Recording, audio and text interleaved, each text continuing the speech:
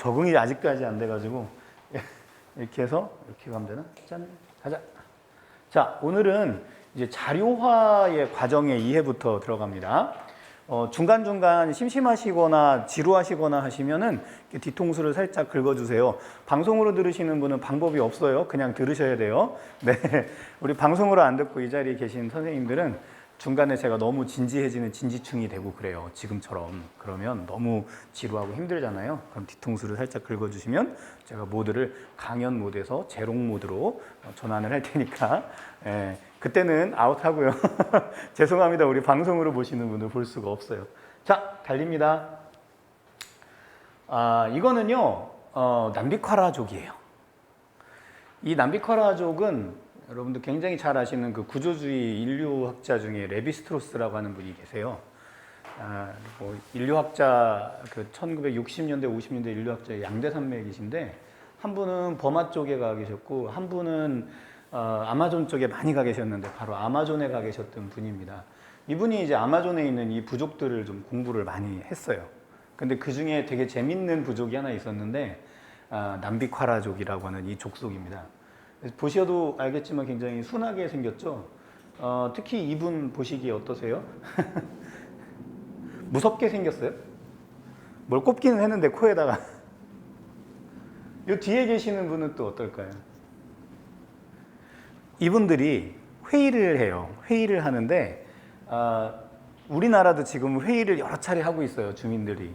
그렇게 해서 누구를 뽑냐면 다음 대선에 뽑힐 대통령을 뽑기 위해서 계속 지금 우리가 체크하고 있고, 뭐 지난 공약에 대한 건 어떠냐, 앞으로 어떤 공약을 가지고 있느냐, 또 토론회에 가서 어떤 얘기를 할 것인가, 이 사람의 능력치는 뭐냐, 추진력이냐, 아니면 뭐 꼼꼼함이냐, 아니면 정의로움이냐, 아니면 좀 신축성이 있고 실질적인 것들을 풀어낼 수 있는 사람이냐, 막 이런 것들을 가지고 우리가 저울질을 하고 있죠. 아닌가? 다른 걸로 저울질하나요?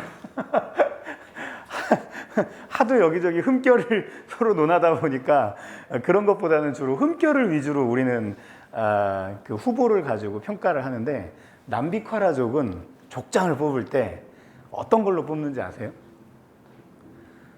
남비쿼라족은 족장을 뽑을 때 어떤 족장 후보가 가장 재롱을 잘 떠느냐로 뽑아요. 무슨 얘기냐면 회의를 같이 치룰 텐데 이 회의를 묵직하게 만드는 사람이 있다고 한다면, 책임을 지고 회의를 끌어가는 리더가 너무 묵직하고 너무 무서운 사람이면 우린 그런 사람 원하지 않는다는 거예요. 그러니까 이 족장 후보로서의 가장 좋은 점은 뭐냐면 다른 거 없어요. 그냥 서비스 잘해주고, 그리고 평소에 잘 웃기게 해주고, 그리고 최대한 부족민들을 재미있고 즐겁게 해주는, 특히 회의에서 이 역할을 하는 게 이 족장으로서의 최고의 권력을 차지할 수 있는 비결이 됩니다. 근데 말이 그렇지 권력이지, 주민들 하는데 뭐 이렇게 이 따까리 저 따까리 다 뒤에 이렇게 챙겨주고, 그 다음에 서로 막 웃게 해줘야 되고, 그 다음에 회의에서도 웃겨야 되고, 매번 공연을 하잖아요. 개그맨처럼. 이러면 남자들 중에 족장을 차지할 사람이 있을까요? 여러분들 생각이 어떠신 것 같으세요? 저 같아도 안 할 것 같은데. 유일하게 방법이 하나 있는데, 유일하게 족장에게 특혜라고 할까요? 그게 뭐냐면 부족원들 중에서 자기 마음에 드는 분과 결혼할 수 있는 권한이 있습니다. 그것 때문에 오로지 이 사랑에 눈이 먼 남성들이 족장에 뭐라 그러죠? 이렇게 투신을 해서 열심히 족장 활동을 하는 게 이제 남비쿼라족이에요. 오늘날 이 족속이 우리에게 좀 시사하는 바가 좀 있어요. 우리는 대부분 아까도 얘기했지만 주로 권력을 위주로 이야기하고, 주로 이렇게 싸움을 위주로 이야기하는데, 우와 반갑습니다. 근데 남비쿼라족은 그런 개념에서 좀 우리에게 좀 다른 의미를 좀 시사하죠. 그러니까 인디오족들이나 인디언들이 대체로 우리에게 그런 뒤통수를 때리는 일이 많잖아요. 뭐 참 아름다운 말들이 많죠. 뭐 아이 하나를 키우는데 마을 전체가 필요하다는 둥, 또 뭐 이렇게 좋은 말들을 많이 해요. 하여튼 이분들이 오늘날 우리를 살아가는데, 이건 이제 그게 아니라 그런 행동을 하는 게 바로 남비쿼라족입니다.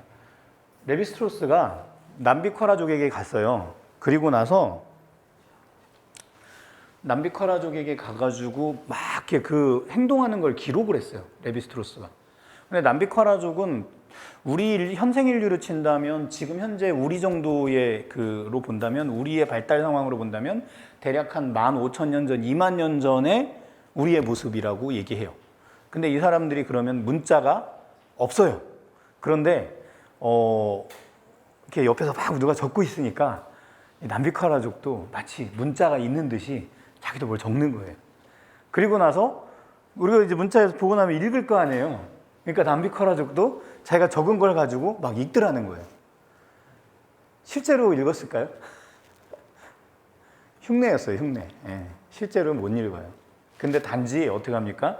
뭔가 저쪽에서 내가 모르는 걸 하니까 보기에 좋아 보이면 혹은 특이해 보이거나 내가 할 수 있는 같은 종족이다라는 걸 느꼈을 때, 같은 어떤 동질감을 느꼈을 때 내가 못하는 걸 그가 하면 자극을 받아요. 이게 남비쿼라족뿐만 아니라 우리 모두의 특징입니다. 그래서 마치 문자가 있는 듯이 그리고 기록하겠다는 듯이 이렇게 하는 모습을 볼 수 있었어요. 이게 오늘날도 우리가 이 기록을 하는 거에 굉장히 중요한 자극이 됩니다.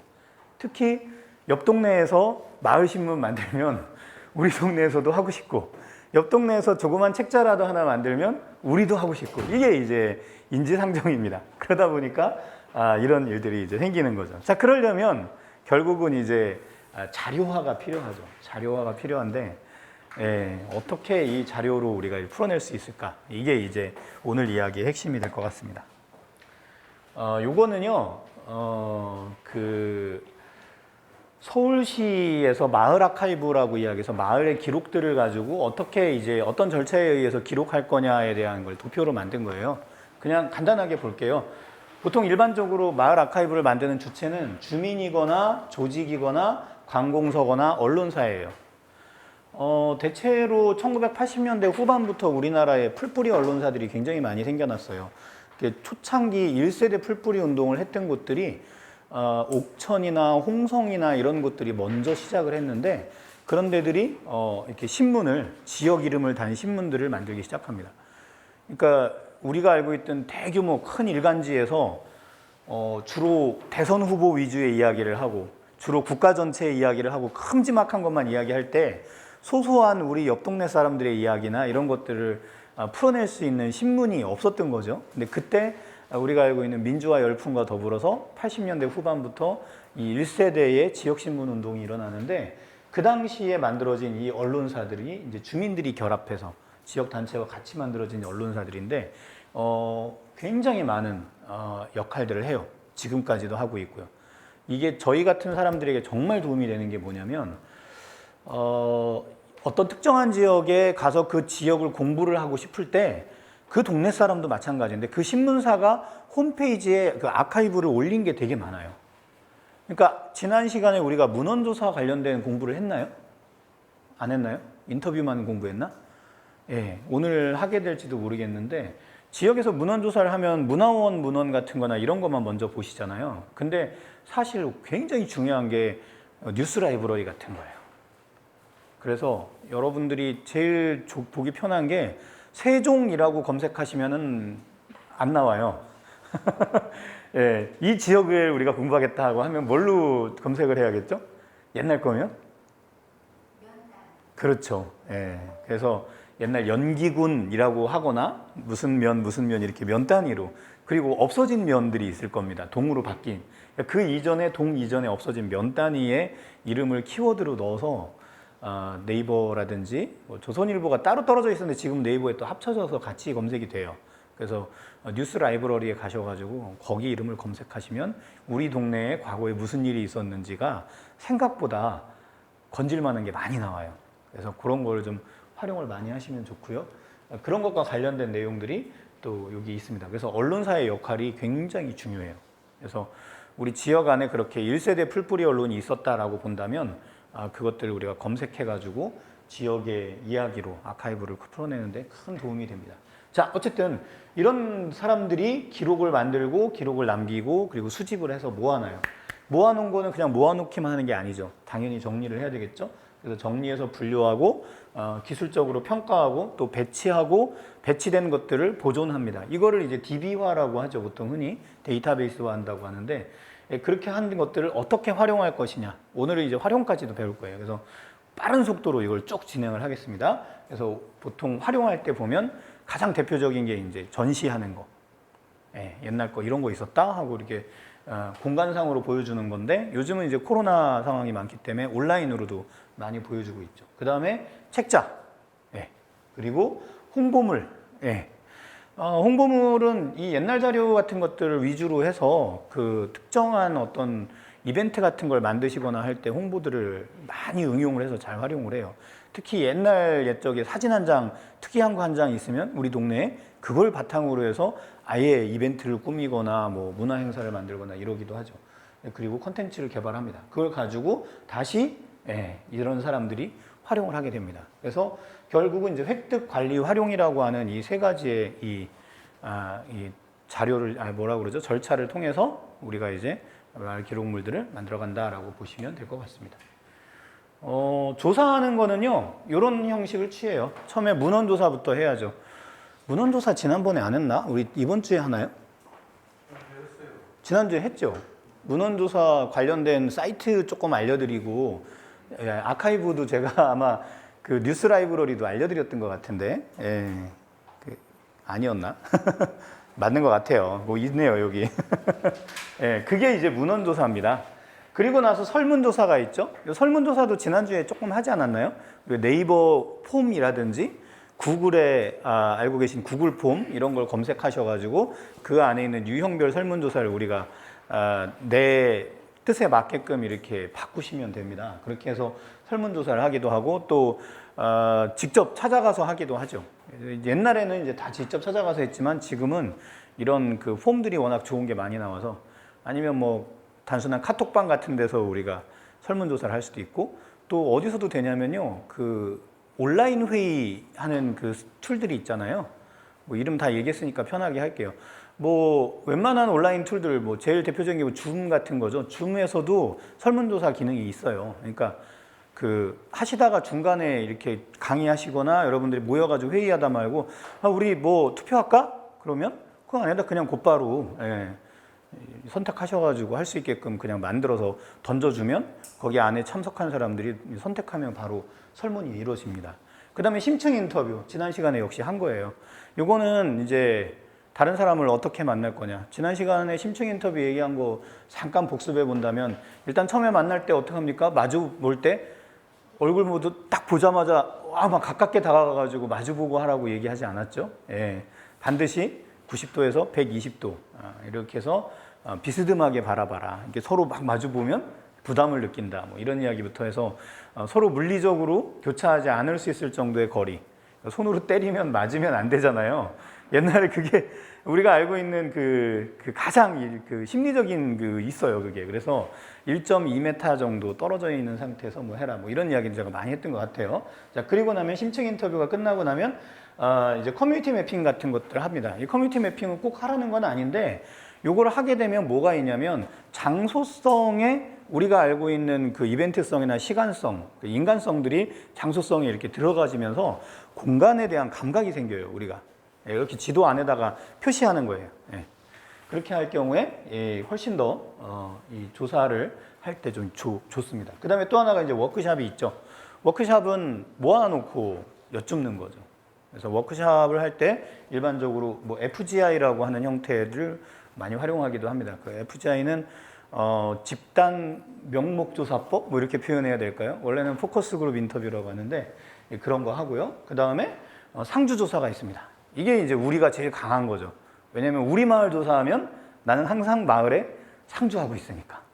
그 상주조사의 장점은 시민들이 정확하진 않아요. 데이터가 정확하지는 않은데 상주에서 조사를 하게 되면 당장의 데이터가 정확하진 않지만 이것을 좀 계속 상주하면서 조사하면서 쌓이면 그게 하나의 패턴이 되거든요. 시간이 누적되면서 패턴이 나타나요. 그러기 때문에 우리가 전문가처럼 한 번에 딱 이거다라고 말을 할 수는 없지만 이것의 변화상을 찾아본다든지 이것이 어떻게 변화하는 것 이런 것들을 쭉 적다 보면 그것이 무엇인지도 알게 되고 그것의 그동안의 활동의 그 상황도 알게 되고 앞으로 어떻게 될지도 예측하기가 훨씬 좋습니다. 그래서 시민조사, 시민참여조사의 장점이 바로 이런 그 상주조사이죠. 그리고 실제로 연구자들도요, 제대로 조사하려고 그러면 그 동네 딱 들어가요. 그러면 특히 민속 같은 거 조사할 때 그러는데 한 동네 들어가면 보통 4개월, 뭐 5개월 가서 살아요, 그냥. 방 하나 얻어놓고. 그러면서 꾸준히 그 동네에서 상주조사를 하는 경우가 많습니다. 자, 넘어갑니다. 요거는 좀 표가, 이 화면으로는 잘 안 보이실 테니까 여러분 교재를 봐주시기 바랍니다. 교재 몇 페이지죠? 35페이지입니다. 네, 35페이지 보시면 마을 도서관에 대한 이야기가 이제 좀 나옵니다. 그래서 보시면 도서관, 그 다음에 그냥 기록실, 이건 레코드룸입니다. 그 다음에 박물관, 그리고 미술관, 뭐 이런 정도로 일단 이야기를 나눴는데, 아카이브 할 수 있는 공간을 얘기하는 거죠. 이렇게 자료들을 모으고 그 기록물들을 또 우리가 이용할 수 있는 공간들을 대체로 이렇게 얘기하는데, 도서관이 일반적으로 학문적 차원에서 본다면 도서관은 문헌정보라는 문헌정보학이 위주가 돼서 움직이고요. 기록실은 기록학을 위주로 움직입니다. 비슷한 것 같지만 조금 달라요. 박물관이나 이런 것들은 고고학이나 역사학이나 인류학 이런 것들을 위주로 움직입니다. 그러니까 우리 생활 주변에 아주 쉽게 와닿는 것은 사실 박물관보다는 도서관 쪽이 훨씬 가깝죠. 그리고 미술관이 있습니다. 미술관은 뭐 미술사학이나 민속학이나 뭐 이런 것과 연계돼서 같이 이제 돌아가게 되고요. 물론 미학도 들어가죠. 미학도 들어가는데 대체로 그래서 이렇게 네 가지 형태로 나타나는데 관리하는 걸 딱 보세요. 그러면은 도서관은 사서가 관리하고 기록실은 보통 아키비스트라고 하는데 이분들이 관리하거나 레코더들이 관리하죠. 그 다음에 박물관은 학예사나 큐레이터들이 합니다. 기록실은 일반적으로 우리나라에 이렇게 전문적 기록실이 많지 않아요. 우리나라는 국가기록원 같은 데가 이런 역할을 하는 곳이에요. 그리고 대체로 이런 학예사나 큐레이터들이 있는 박물관이나 미술관이 여러분들이 주변에서 접하기 좀 쉬운 그런 공간들입니다. 그 외에는 사서죠. 도서관 사서는 특별히 작은 도서관 같은 경우는 특별히 사서를 두지 않아도 되죠. 여기 혹시 작은 도서관 하시는 분 계세요? 없으세요? 이런 거 관심 있어 하시는 분들이 많은데, 작은 도서관이. 작은 도서관이 대체로 보면은 이렇게 정말 생활 주변에 가깝고, 주변에 조그마한 꼬맹이들이 나 이런 거 책 보고 싶어요 라고 한다면 충분히 그걸 고민해가지고 갖다 놓기도 하고요. 그 다음에 단순하게 이제 그런 책을 갖다 놓는 작업뿐만 아니라 이런 일들도 할 수 있죠. 아까 얘기한 그 마을에 대한 기록이라든지 이런 것들을 도서관 스스로 사업으로 만들어서 주변에 있는 것들을 일상적으로 만들어가는 그런 작업도 많이 합니다. 예를 들면은 뭐 천안에 있는 삐리리 작은 도서관 같은 경우에 자기 아파트 주변에 있는 조그만한 그 생물들이 있죠. 식물들 같은 것들을 다 이렇게 1년 내내 찍어가지고 그걸 가지고 우리 아파트 생물도감 이런 걸 만들기도 하고요. 이런 식으로 다양한 활동들을 하는 것을 볼 수 있습니다. 넘어가 볼게요. 그러면 이제 우리가 조사할 시기는 어떻게 조사를 하느냐예요. 문헌조사 말고 이제 현장조사인데, 현장조사하러 가보면 느끼는 게, 정말 동네마다 다르다는 겁니다. 정말 동네마다 다르다. 이 동네마다 뭐가 다르냐. 예를 들면, 농촌마을에 갔어요. 환영받는 시기가 따로 있습니다. 예. 우리 세종시에도 농촌마을들이 있는데, 환영받는 시기가 분명하게 달라요. 예를 들면, 지금 가면은 조금 찌푸리기 시작해요. 8월 초순이나 중순쯤 가면은 되게 좋아하세요. 코로나가 상황이 없을 경우에. 그리고 12월, 1월 달에 가면은 대대적인 환영을 받습니다. 2월까지. 그러다 3월 지나고 나면 조금 더 싫어해지기 시작하죠. 결국은 이제 농한기하고 농번기하고 이렇게 연계가 되는 겁니다. 그래서 그리고 어촌마을 같은 경우 제가 얼마 전에도 고창에 어떤 마을을 갔다 왔는데 물때를 잘못 맞춰가지고 교육 기획 하는 분들이 이제 물때를 알아야 되는데 이제 그 쉽게 말하면 썰물 돼가지고 막 뭔가를 이렇게 막 마을 사람들이 한 번 나가면 20-30만 원씩 버는데 이 물때에 맞춰가지고 교육을 잡아버린 거예요. 혹은 뭐 조사하는 아까 워크샵을 잡아버리고 이러면 마을 분들이 이장님 빼고는 안 나오죠. 실패하는 요인입니다. 그다음에 도시 마을 같은 경우는 잘 아시다시피 시험 기간 같은 거 아이들 특히 여성들 할 때 아이들 시험 기간에는 여성들이 같이 이렇게 돌아가는 특징들이 있습니다. 남성들도 마찬가지죠. 여기서 말하는 여성은 젠더적 여성입니다. 또 조심해서 말해야 돼요. 요즘 제가 이쪽에 감성이 좀 좋지가 못해서 아직까지 열심히 공부하고 있는데 쉽지 않네요. 자, 시골 문화를 고려한다면 장날 아닌 날 가시는 게 중요하겠죠. 그래서 이런 것들을 여러분들이 체크하셔야 됩니다. 아파트도 성격이 있죠. 아파트마다. 그래서 주변에 상가가 있고 야간에 굉장히 많은 일들이 돌아가는 작은 뭐 원룸형 아파트다 그러면 대부분 밤에 일하시는 분들이 많으니까 낮에 주무실 경우가 많거든요. 그런 데는 배려해야죠. 아니면은 뭐 어르신들이 많은 또 돈이 좀 있으신 분들이 있는 조금 큰 아파트다 그러면 그런 아파트에 그 니즈가 있고 그런 아파트에서 조사해서 끄집어낼 수 있는 게 또 다르거든요. 왜냐하면 인생 그동안 살아온 그 시대적 배경들이 조금 뭐라고 그러죠. 젊은 사람 위주의 아파트보다는 훨씬 더 많이 스펙트럼이 넓으니까요. 근데 그런 분들한테서 얻어낼 수 있는 게 또 많기도 한데 그런 아파트들은 문제가 뭐예요? 또 비싼 아파트들의 문제가 뭔지 아시죠? 절차가 너무 복잡해요. 그러니까 못 들어가게 해요. 그러니까 그래서 결국은 이제 우리 주변에 안에 내가 이제 입대위하고 이렇게 얘기할 수 있는 그런 채널을 열고 하시는 게 굉장히 중요할 것 같습니다. 시골 단위는 그렇지는 않아요.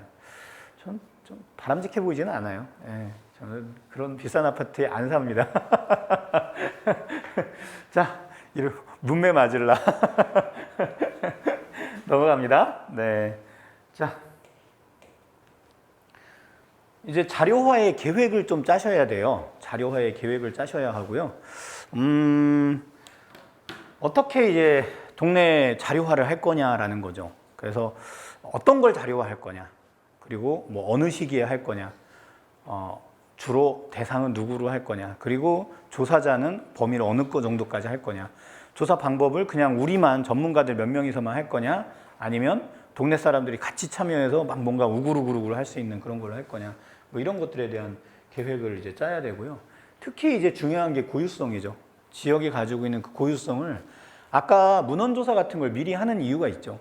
이게 지역 고유성을 미리 파악하고 들어가야 되니까 당연히 그걸 미리 하고 가야 됩니다. 그래서 굉장히 중요하고요. 여기 있는 거는 요 밑에 이게 뭐냐면 굉장히 유명한 그 북극을 꿈꾸다라고 하는 책이 있어요. 우리나라 번역본으로도 출간했는데 여기 안에 내용을 보면은 이제 간단한 내용인데 북극에 원래 그 이누이트들한테 그 눈의 색깔이 있었대요. 눈마다 색깔을 얘기하는데 이런 거죠. 잘 뭉쳐지는 눈, 흐트러지는 눈, 빠지면 못 나오는 눈, 뭐 그 다음에 얼음으로 만들기에 좋은 눈, 막 이런 식으로 그 눈에 대한 용어가 한 160가지가 있었다는 거예요. 원래 이누이트들이. 근데 이 이누이트들이 가지고 있던 고유의 눈에 대한 용어들을 식민지를 이렇게 점령군으로 들어온 그들이 서구 사회에서 보니까 너무 비효율적인 거예요. 아니, 눈을 가지고 그렇게 복잡하게 100몇 개로 표현하면 우리가 어떡하란 말이야. 그런 거죠. 그러니까 그냥 이 사람들이 어떻게 했냐면 눈의 종류는 앞으로 4가지다. 예. 꽉꽉 얼은 눈, 뭐 잘 뭉쳐지는 눈, 그 다음에 흩어지는 눈, 그리고 뭐 한방눈 이렇게 4개를 하자. 그렇게 그냥 정해버린 거예요. 그러고 나니까 이제 일대 혼란이 벌어집니다. 왜냐? 그 이누이트들에게 있어서는 이 눈과 관련된 것들이 집을 지을 때도 그 눈의 성질에 따라서 이 끼워지는 용도가 다르대요. 똑같이 이렇게 둥그런데도 제가 보기에는 별 차이가 없을 것 같은데 그게 이제 그들만의 고유의 이제 영역이었던 거죠. 근데 그것들을 우리의 시각으로 그냥 점령자의 시각으로 그냥 난도질한 거죠. 이게 우리 이슬람의 할랄 문화 같은 거 그런 거죠. 우리가 마치 좋아하는 거 싫어하는 거 그냥 뭐 이런 음식 생각하듯이 이스라엘의 할랄 문화를 그냥 이해해버리면 서로 충돌이 생기죠. 아프간 같은 데가 그렇죠. 탈레반이라고 하는 정말 근본주의, 원리주의 이슬람과 그렇지 않은, 그것도 원리주의도 또 제대로 된 이슬람도 아니에요. 보면 좀 애매해요. 예. 근데 또 거기 또 이슬람에 또 나름 자유주의와 이렇게 신숙성 있는 이슬람과 서로 만났을 때 누가 권력을 갖고 있느냐에 따라서 이게 폭력으로 작용할 수 있는 거죠. 그러니까 이런 것들이 참 복잡합니다. 아직까지도. 자, 넘어가 봅니다. 여기 볼게요. 어쨌든 그래서 우리도 그렇습니다. 우리도 그 지역마다 고유의 것들이 있다는 거죠. 그래서 뭐 연기에는 그러니까 세종시에는 그렇지 않은데 제가 보령 같은 데 갔더니 보령만의 어떤 용어들이 뭐 한 다른 데 가면 이해도 못할 용어들이 한 200가지, 300가지가 넘더라고요. 뭔가 하고 봤더니 탄광촌에서 이 불려지는 다양한 예. 루빙이라고 들어보신 적 있으세요? 처음 들어보시죠? 루빙이라고 해서 이렇게 올리는 그 함석처럼 이렇게 올려지는 옛날 그 집, 그 루빙집이라고 하는데 예, 그런 뭐 소재가 있다고 그래요. 이런 것부터 시작해서 물때를 얘기하는 거 들어본 적 있으세요? 물때가 뭐 한 조금 뭐 한물, 두물, 세물 이런 표현 들어보신 적 있으세요? 네, 거봐요. 예? 열두물, 예, 맞아요. 예, 그런 거. 그러니까 보름물 사이에 두고 이제 우리가 그 소위 말하는 그 밀물썰물의 때를 그날마다 부르는 이름들인데 그게 이제 지역별로 다르단 말이죠. 거의 비슷하긴 한데 그래서 이런 것들이 이제 고유성이라고 하는 겁니다. 그래서 우리 그러면 세종 지역 연기라고 하는 곳이 가지고 있는 이런 고유성은 뭐가 있느냐 이제 이런 것들에 대한 고민이죠. 이게 우리가 알고 있는 전반적인 그 기록을 활용하는 것까지 그러니까 아키비스트의 역할이 거기까지 가야 되는 거죠. 기록을 활용하는 부분을 어떻게 풀어내요. 그러니까 사실은 우리는 레코더하고 다르게 그냥 기록자가 아니라 마을의 기록자들은 그 마을의 기록을 어떻게 마을에 쓰임새 있게 하느냐. 마을은 실용의 공간이니까 그게 이제 굉장히 중요한 부분입니다. 그래서 아까도 얘기했지만 뭐 책으로도 내고 뭐도 내고 하지만 문화예술적으로 이걸 풀어내기도 하죠. 그래서 거기에 소스를 전달하거나 내가 직접 기획할 수도 있죠. 예. 그래서 생각보다 기록이 좀 뭐라 그럴까요? 단순하게 기록만 하는 게 아니라 그걸 응용하는 부분까지 고민하면서 조금 뭐랄까요? 재밌는 고민을 할 수 있는 그런 분야입니다. 마을 기록가라는 분야는. 자, 넘어갑니다. 요거는 이제 일반적인 순서예요. 기획하시고 준비해서 조사한 다음에 분석하고 정리하고 활용하는 거죠. 이게 다예요. 그냥 다른 거하고 똑같아요. 예, 그래서 일반적으로 이렇게 보시면 되는데 아까도 얘기했지만 기획하고 준비해서 조사가 이루어지고 그 조사된 것을 분석하게 되는데 그 분석한 것을 정리를 하게 되면 정리하는 과정에서 어떻게 활용할지에 대한 이야기가 나옵니다. 여기 조사 분석까지는 지난 시간에 어느 정도 했기 때문에 제가 정리와 활용 부분만 얘기한다면 이 정리에서 공간적 정리, 아까 그 커뮤니티 매핑 같은 거였죠. 지도에다가 이렇게 놓고 함께 모여가지고 그 공간에다 이렇게 이걸 적어보다 보면 야 잠깐만 여기 이거 있네? 이거 조금만 내려가면 밑에 요 동네가 있네? 가만히 있어봐. 이 동네 이 얘기하고 저 동네 저 얘기를 이렇게 엮어볼까? 이거 재밌을 것 같은데? 여기 잠깐만 이 김종수 장군 묘가 여기 장군면 요 위에 있는데 그 밑에 봤더니 유형 장군하고 관련된 이야기가 있네? 두 분 다 사실은 무인이네? 잠깐만 이거를 뭐 타임머신으로 한번 엮어볼까? 뭐 이런 식으로 예. 이렇게 하나의 그 그림을 구체화시켜 보는 겁니다. 그러면 이 기록물들이 이렇게 있을 때 그 기록물들을 어떤 한 공간 안에 놓고 구체화를 시키면 연결하기가 쉬워지죠. 그러니까 이만한 벽대기에다가 우리가 여러분들 뭐 영화 같은 데 보면 많이 알 겁니다. 뭐 미션 임파서블 무슨 첩보 영화 이런 거 보면 그렇잖아요. 범죄 영화 이런 거 보면은 다 어떡합니까? 이 큰 판때기 안에다가 막 붙여놓고 서로 줄로 막 연결도 해보고 하면서 풀어내죠. 사실은 이제 이런 것들이 우리가 알고 있는 활용을 위한, 활용을 하기 위한 정리의 하나의 과정이라고 보시면 될 것 같습니다. 그래서 이렇게 해서 이제 활용까지도 이야기로 풀어낼 수 있다라는 것 이야기하겠습니다. 요거는 계획 짜는 거 하나로 예로 그냥 보여드렸던 건데 1개월짜리 프로그램으로 계획을 짠 거고요. 그 계획 짠 걸 바탕으로 해서 기반을 조성해서 동네를 어떻게 아름답게 꾸미겠다 뭐 이런 이야기들을 여기다 이제 적은 거예요. 그래서 그냥 프로세스로 그냥 예로 그냥 이해하시면 될 것 같습니다. 그런데 이제부터죠. 예. 제일 좋은 거는 바로 스마트폰이 옛날보다 너무너무 좋아졌다는 겁니다. 예.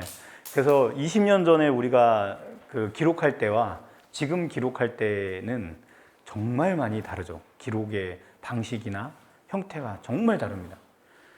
그러니까 이건 뭐 상상할 수도 없을 정도로 변한 거죠. 그러니까 옛날에 우리가 점토판에다가 쐐기문자 찍으면 이만한 점토판 안에다 기껏 해봐야 뭐 오늘 학교 가서 선생님한테 맞았다. 선생님에게 우리 아빠가 돈을 주지 않아서 선생님이 나를 자주 때린다.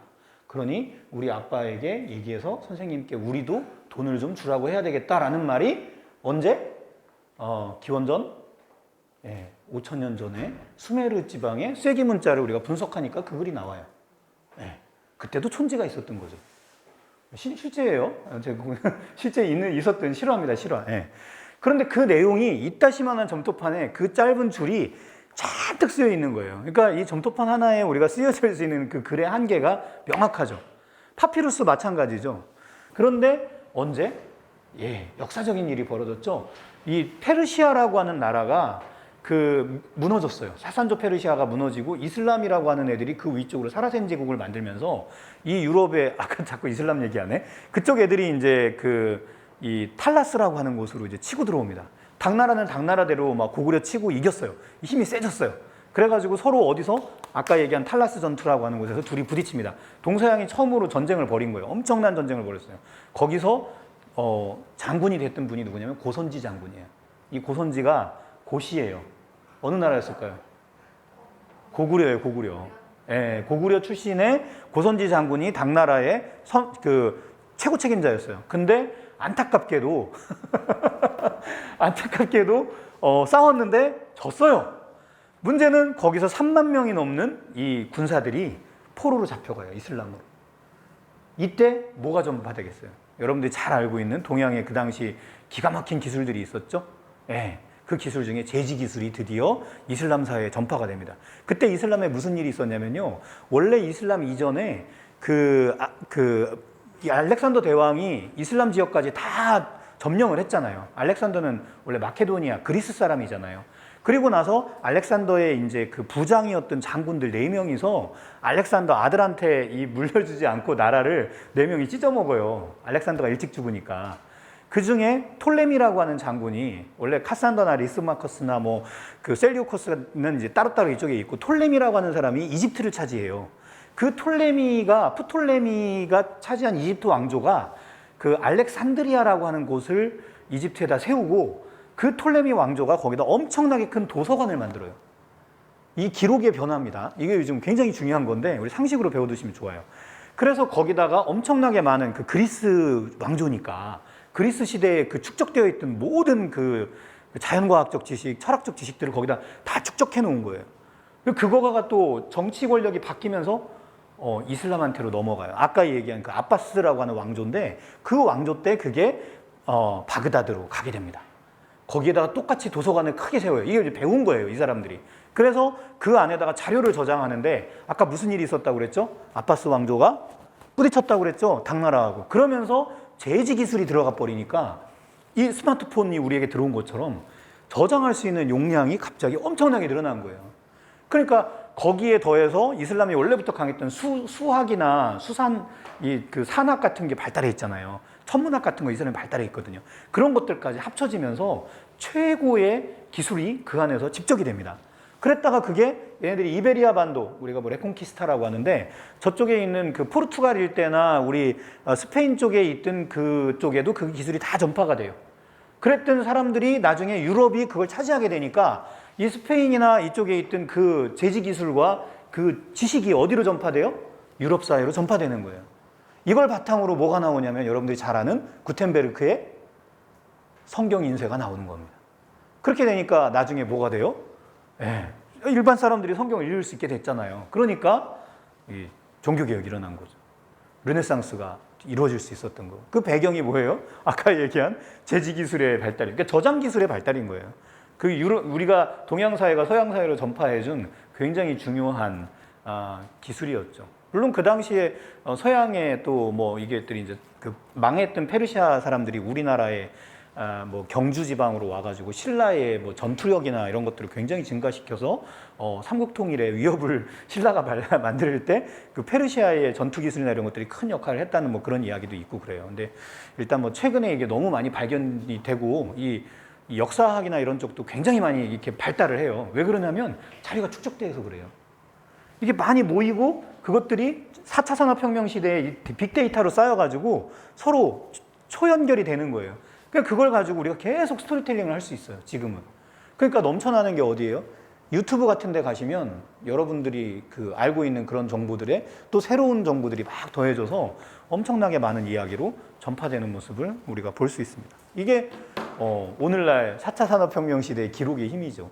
근데 그거의 시작이 아까 얘기했지만 자료의 축적, 파피루스에서 그 다음에 인쇄, 우리가 알고 있는 기술의 발달, 그리고 나서 이것들이 최근까지 이어지다가 이게 뭐 거의 오랫동안 한 1000여 년 가까이 그 목판 인쇄술이 금속 인쇄술로 바뀌었지 그 이후에는 크게 바뀐 게 없다가 드디어 컴퓨터로 이걸 저장할 수 있게 됐죠. 이 디지털화가 되면서 그리고 나서 PC나 노트북, 그 다음에 인터넷 스마트폰 여기로 오면서 여러분들이 알고 있는 우리나라가 강한 메모리 반도체 분야의 강력한 집적 기술을 통해서 엄청난 기록의 집적이 가능해졌다. 그래서 이제는 뭐 어찌 보면 기록의 하이라이트, 기록의 전성시대가 된 거죠. 그래서 뭐든지 기록해도 되니까 이제는 마음껏 감옥에 갇혀가지고 기록할 방법이 없으니까 이렇게 그 홈으로 긁어가지고 날짜 확인하는 그런 정도 빠삐용이나 옛날 바울 선생님이 옛날 저 로마 감옥에 갇혀 있을 때 슬프게 썼던 고린도 전후서를 이야기하는 것처럼 그런 시대는 이제 아닌 거죠. 얼토당토하는 기록들이 나오는 게 생각보다 많아요. 진짜로.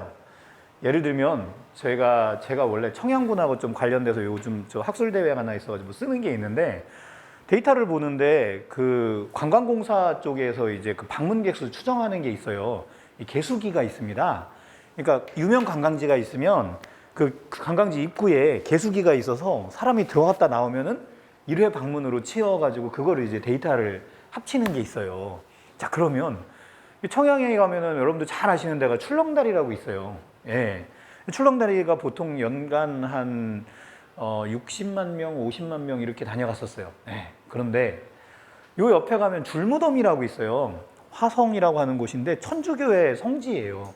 그러니까 일반인들은 많이 안 가시고 주로 이제 캐토릭 신자들이 많이 가시거든요. 근데 거기가 방문객 수가 60만 정도 돼요. 1년에. 계속. 그냥 끄덕끄덕하면 끝날 것 같죠? 그런데 거기 계시는 사무장님께 가서 여쭤봤어요. 약간 이상해서.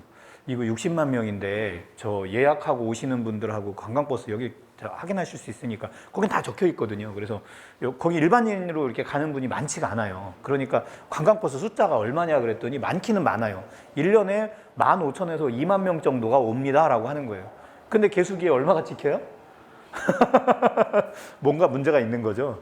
개수기 앞에 이 센서가 워낙 민감해가지고 그 앞에 거기 센서가 이상했던 거예요. 몇 년 동안. 그러니까 그 앞에 나뭇잎이 이렇게 반짝반짝하면 올라가고 이렇게 된 거예요.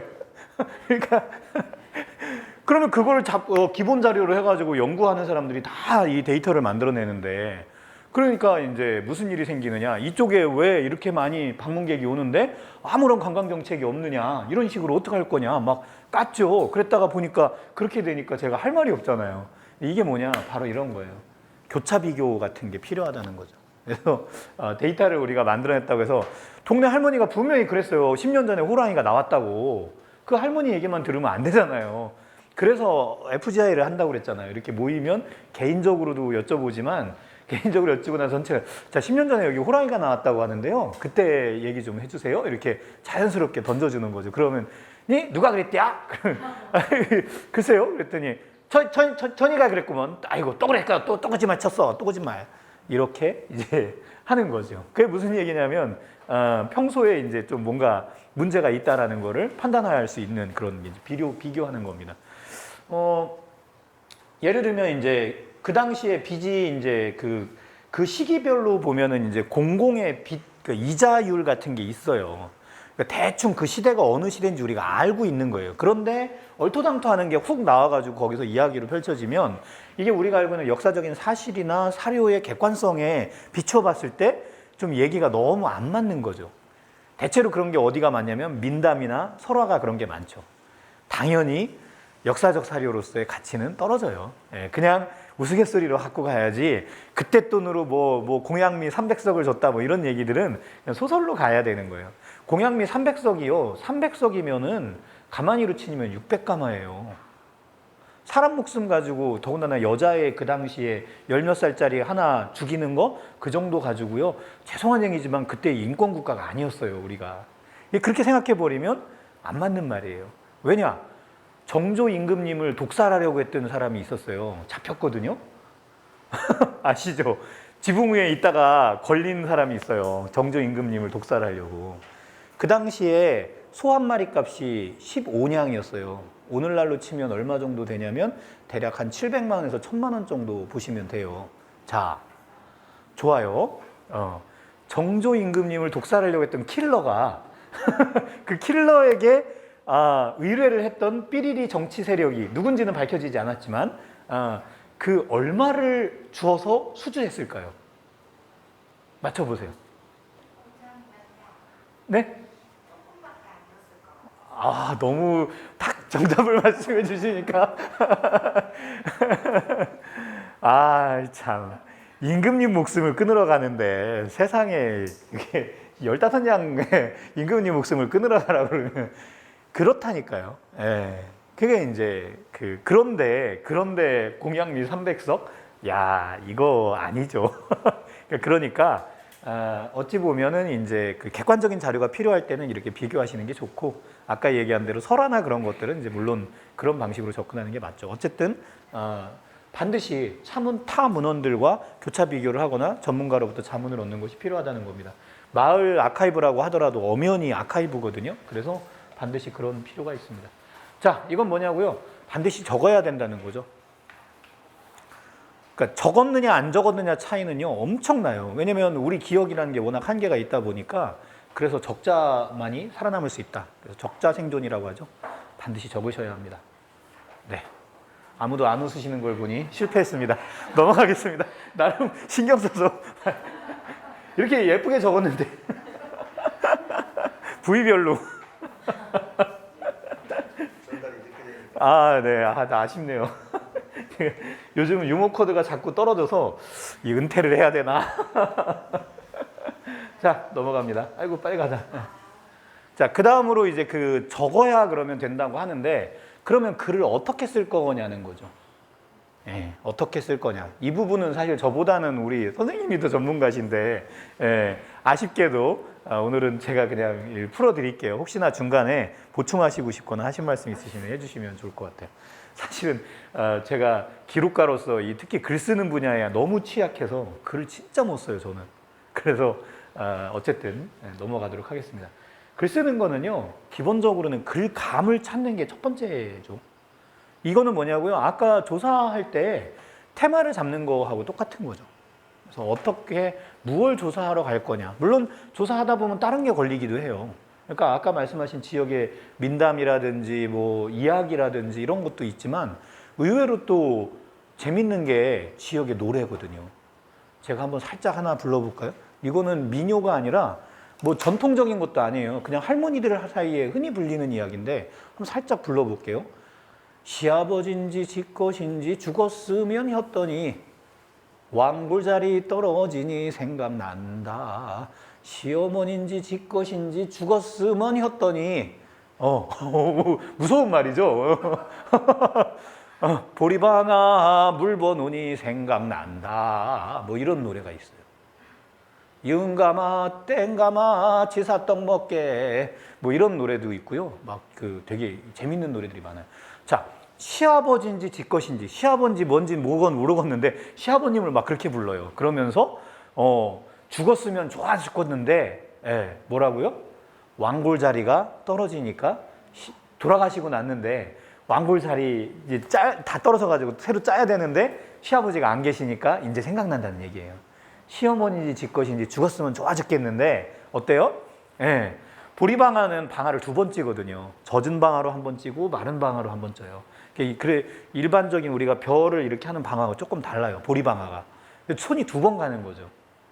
배고파 죽겠는데 6월 달에 보리고개 그 시기예요. 먹은 거 하나도 없이 보리방아를 2번이나 쪄야 되니 얼마나 힘들어요. 그때 시어머니가 역할을 하는 거거든요. 그 물방아, 그 젖은 방아라고 하는 게, 그래서 노래 중에 젖은 방아로 돌려라 이게 이제 그 젖은 방아예요. 물론 약간은 속적인 성격은 있어요. 그 젖었다는 의미가 저자, 시장이라는 의미도 있고 약간 좀 음탕하다는 의미도 좀 있어요. 그래서 이제 그런 게 있지만 어쨌든 자, 그런 그러니까 뭐라고 그러죠? 막 독한 그런 거 속에 잔잔한 이런 게 있는 거예요. 이런 맛 그런 것들이 이제 우리 어머님들한테서 막 나오거든요. 그런 걸 기록해 놓으면 아까 잠깐 얘기하다 말았지만 이 시대를 살아가는 우리들에게 어떤 의미로 다가오는 게 생각보다 많거든요. 그래서 그런 것들을 잘 풀어낼 필요도 있습니다. 그래서 뭘로 할 거냐? 아까 얘기한 대로 민화 쪽으로 일단 포커싱을 잡을 거냐? 아니면 요 쪽으로 잡을 거냐? 아니면 뭐 동네 안에 그냥 잡스러운 이야기들로 잡을 거냐? 이야기로 잡을 거냐? 이렇게 테마를 조금씩은 잡아놓는 것도 필요합니다. 물론 분야별로 쭉 가지고 한꺼번에 들어가는 것도 필요하지만 그렇게 필요합니다. 그게 이제 바로 우리가 알고 있는 글감이죠. 무얼로 쓸 거냐, 글감을. 그걸 가지고 글의 주제를 선정하고 문장 잡기를 합니다. 이번 과제부터는요, 제가 뭐를 주로 위주로 할 거냐면 마을지라고 하는 일반적인 그 책 말고 마을 소식지 같은 간단한 신문 같은 거 있죠. 그런 걸 한번 만들어 본다라고 생각을 하고 이제부터 접근을 해볼게요. 왜냐면 이렇게 할 때 글을 쓰는 게 다양해져요, 유형이. 그냥 마을지 만든다고 하면 그냥 쭉 스케치 기사밖에 안 나오는데 마을 소식지라고 하면 글 쓰는 것의 그 내용이 조금 달라집니다. 네, 형식이 달라져요. 그냥 쭉 이렇게 서술하듯 쓰는 거나 이렇게 좀 감성적으로 쓰는 것 외에도 몇 가지의 기술이 필요해서 제가 오늘은 일반적으로 마을 소식지에다가 기준을 맞춰서 여러분들께 조금 이야기를 해드릴게요. 자, 여기 안 보이는구나. 아이고, 어떡하면 좋아. 뒤집혔네. 스트레이트 기사가 있어요. 이게 일반적으로 신문에서 많이 쓰는 스트레이트 작성법인데요. 이건 말 그대로 훅 들어오는 거예요. 훅이 아니라 스트레이트로 들어오는 거예요. 스트레이트로. 네. 그래서 그냥 간단합니다. 그래서 예를 들면 내가 전달하고자 하는 주제가 하나 있을 거예요. 그냥 그러면 그 주제를 먼저 던져버리는 거예요. 훅 하고. 그게 뭐냐고요? 어떤 마을에 보니까 여기서 마을 행사가 벌어지고 있는데 그 행사가 뭐냐면 효도잔치를 하고 있어요. 여기 동네 할머니들을 모시고. 그러면 내가 이 내용을 마을 주민들에게 전달하기 위해서 어쨌든 아카이브로 만든다고 하지만 소식지로 전달하기 위해서 그 소식을 취재를 할 거예요. 하러 가셨어. 그러면 이 내용의 핵심은 뭐예요? 네. 동네 이야기니까 어떤 좋은 사람들이 할머니들에게 잔치를 베풀었다. 이게 핵심이잖아요. 그냥 던지는 거예요. 메인으로. 제목이에요, 제목. 제목이 곧 내용이 되는 거예요. 누구누구가 무슨 잔치를 어디서 베풀어. 점점점. 아니면 외로운 무슨 할머니들에게 뭐 온정의 손길이 점점점. 이렇게 메인으로 뭔가 확 던져주는 거예요. 이게 스트레이트입니다. 그리고 나서 뭐 합니까? 땡땡땡은 땡땡땡 하는 것으로 드러났다. 예를 들면 이렇게 표현을, 이게 사건이니까 사건 말고 아까 그 효도잔치 같으면은 몇 년 몇 월 며칠 뭐에서 뭐가 이루어졌는데 사람들이 얼마만큼 많이 모였고 어떻더라. 알고 봤더니 내용이 그분들이 이렇게 모여가지고 이런 좋은 행사였다. 그 행사와 뭐가 관련된 부분들은 오늘날 이런 부분들에 어르신들이 세종시에서 특히 도시화되어 있고 현대화되어 있는 데서 할머니, 할아버지들이 살고 계시는데 숨 쉴 공간이 너무 없다. 그러니 이런 걸 잘 하고 있으니 참 좋다라고 평가한 다음에 한 편 한 다음에 인터뷰 내용을 받는 거죠. 거기서 누구한테 딱 이제 마이크를 터뜨려서 그 안에 계신 분의 입을 빌어서 내가 하고 싶은 이야기, 또 그 안에서 나오는 현장의 이야기들을 한 편이라는 말을 통해서 만들어냅니다. 한 편, 행사에 참석했던 땡땡땡의 땡땡땡 씨는 땡땡하다며 땡땡하는 이야기를 요청했다. 뭐 땡땡하면서 이게 뭐 확장되었으면 좋겠다라고 얘기했다. 뭐 이런 식으로 이야기를 구성하는 겁니다. 대체로 스트레이트 기사는 보시면 아시겠지만 메인에 딱 그 하고 싶은 얘기가 일단 딱 던져져요. 예, 훅 하고 들어갑니다. 예, 그런 다음에 그 밑에 내용이 조금 들어가고요. 내용에 대한 평가가 살짝 들어간 다음에 그 다음에 뭐가 돼요? 한 편이 들어가요. 그리고 나서 그 지역의 땡땡땡땡은 이것을 이렇다라고 말했다. 뭐 이런 식으로 해서 딱 정리하는 게 일반적인 스트레이트성 기사의 일반적인 유형이에요. 그래서 여러분들이 다음 주에 제가 우리 이따 실습을 해볼까요? 다음 주에 가져오지 말고. 다음 주에 제가 숙제로 내면 싫으시겠죠? 이따가 실습으로 할게요. 혹시 취재해 오실 거 뭐 다음 주까지 우리 뭐 코로나 상황에 뭐 세종에서 뭐 있어요? 취재는 뭔가 변화하려고 할 때 시작되는 거예요. 원래 것이 있을 때 그게 뭔가 바뀌면 취재를 들어갈 수 있는 겁니다. 기록의 가치는 거기서부터 시작되거든요. 이따가 쉬는 시간에 실습하겠습니다. 숙제 안 낼게요. 네, 이게 바로 스트레이트 기사예요. 자, 그럼 다음 두 번째 거 들어가 볼게요. 보통 르포성, 이게 이제 그 신문 기자들이 얘기하는 용어들을 제가 자꾸 쓰고 있는데, 이건 스케치형 글쓰기. 그러니까 스케치는 뭡니까? 풍경을 그냥 이렇게 그리는 거잖아요. 맞아요. 그거 그대로 쓰는 게 바로 스케치형 글쓰기입니다. 그래서 일반적으로 마을의 옛날 것들을 기록해서 이렇게 책자로 만들어내는 형식도 이런 형태로 풀 때 훨씬 읽히기가 좋아요. 이 스케치형 기사는 신문 기사에도 좋지만 제일 잘 어울리는 게 잡지책이나 우리가 가지고 지역사회를 소개하는 책자 같은 데다가 만들 때 이런 스케치형으로 이야기를 쓰면 아주 도움이 됩니다. 네. 스케치형의 형식은 어떠냐고요? 그냥 그런 거예요.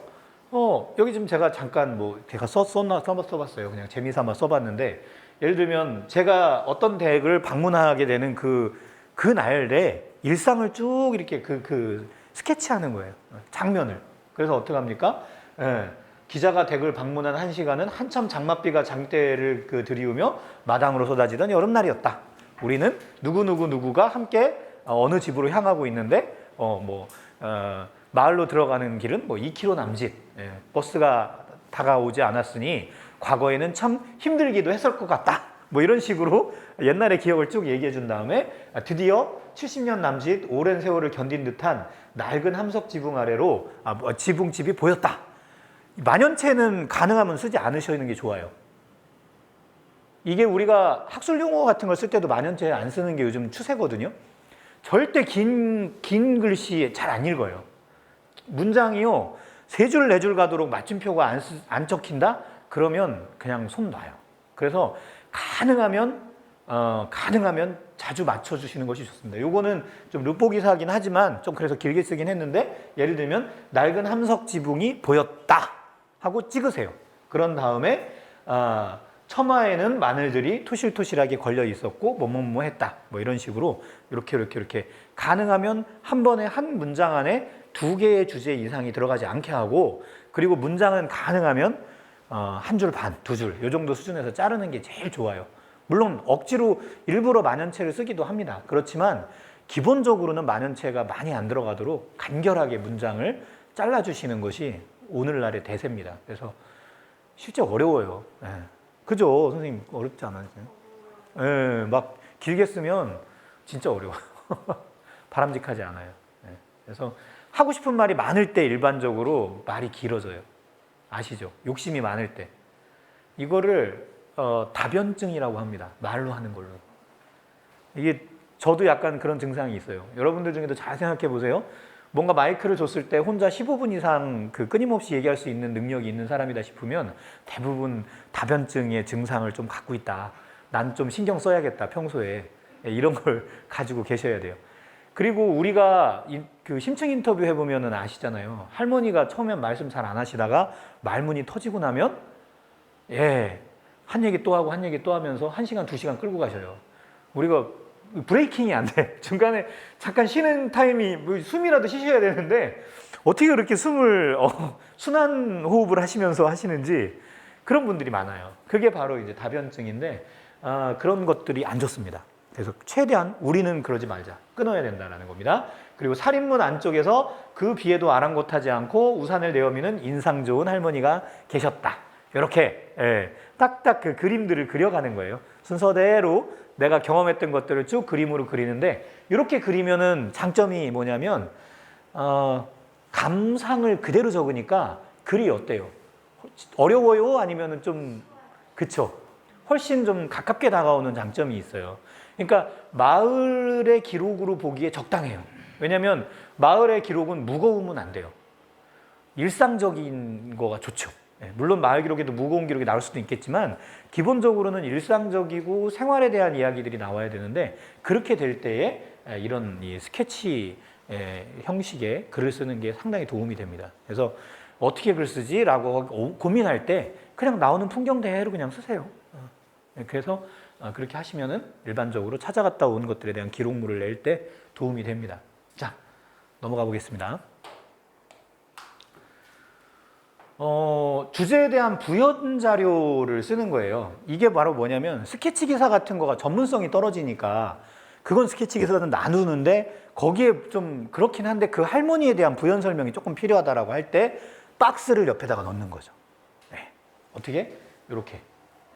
여기다 글을 쫙 써가지고 할머니는 인상이 좋았다, 뭐 함께 하시고 주시는 뭐 커피를 잘 먹고 나왔다, 끝 하는데 알고 봤더니 이 할머니 집안에 중간에 우리 아버님이 땡땡땡 독립운동가였는데 라고 했잖아요. 그럼 땡땡땡 독립운동가에 대한 내용을 이 스트레이트 아까 이 스케치 기사에다가 그대로 그것까지 집어넣어 버리면 글이 우스워져요. 갑자기 뭐 재밌게 주변 풍경 얘기하다가 갑자기 독립투사 누구누구는 몇 년 몇 월 탄생해서 뭐 이렇게 할 수는 없잖아요. 그래서 그 부분을 바로 스케치 기사 옆에다가 뭘로 만드냐면 보충 부연 설명하는 박스 처리를 해서 땡땡땡님에 대한 이야기들을 쭉 풀어주는 거죠. 일종의 주석이죠. 주석은 크게 이렇게 하는 방법도 있고요. 대표적인 논문 주석은 아시죠? 두 가지가 있는 거. 뭐가 있습니까? 각주와 미주가 있어요. 각주와 미주가 있는데 각주는 각 페이지마다 밑에다가 꼬리표를 다는 거고 미주는 그렇죠. 다 끝나고 난 다음에 뒤에다가 다는 겁니다. 그래서 일반적으로 참고문헌 같은 거 넣을 때 미주로 표현들을 많이 하시기도 하죠. 자, 그래서 그렇게 보시면 되고 그거 말고 이렇게 박스처럼 처리를 하셔가지고 주석을 달아주거나 부연 설명을 하기도 합니다. 요거는 약간 주석하고는 다르지만 어쨌든 부연 자료를 이렇게 풀어낸다라고 보시면 됩니다. 자, 넘어갑니다. 그 다음에 이제 기획물입니다. 요거는 세 가지를 가지고 이렇게 갈래를 치시는 게 좋아요.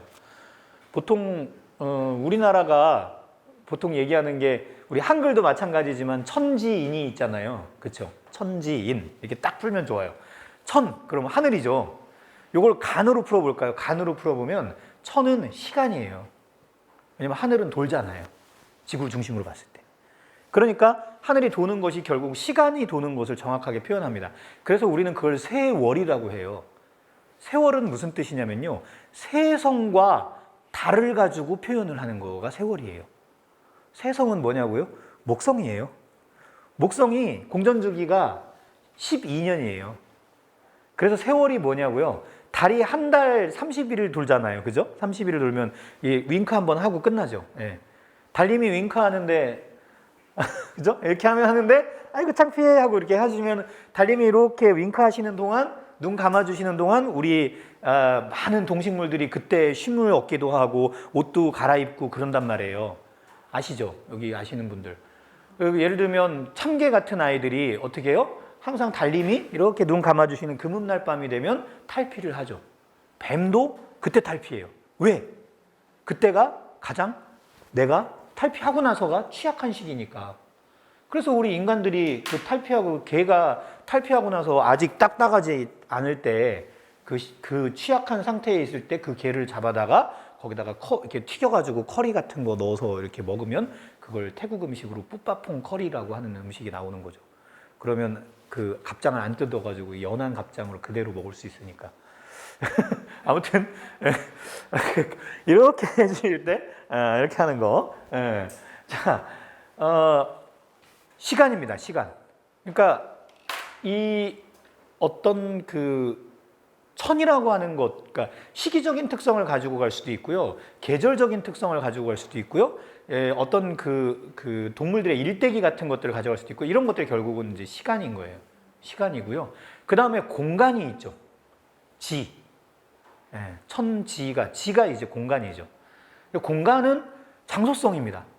우리가 알고 있는 마을의 어떤 특정한 마을이나 특정한 어디나 이런 것들, 특정한 집이나 심지어 어떻게도 하냐면 생물학자나 이런 분들은 어떻게 만드냐면 이렇게 한 1m, 1m짜리 이렇게 해가지고요, 이 말뚝을 박아요. 그다음에 거기다 선을 띄어요.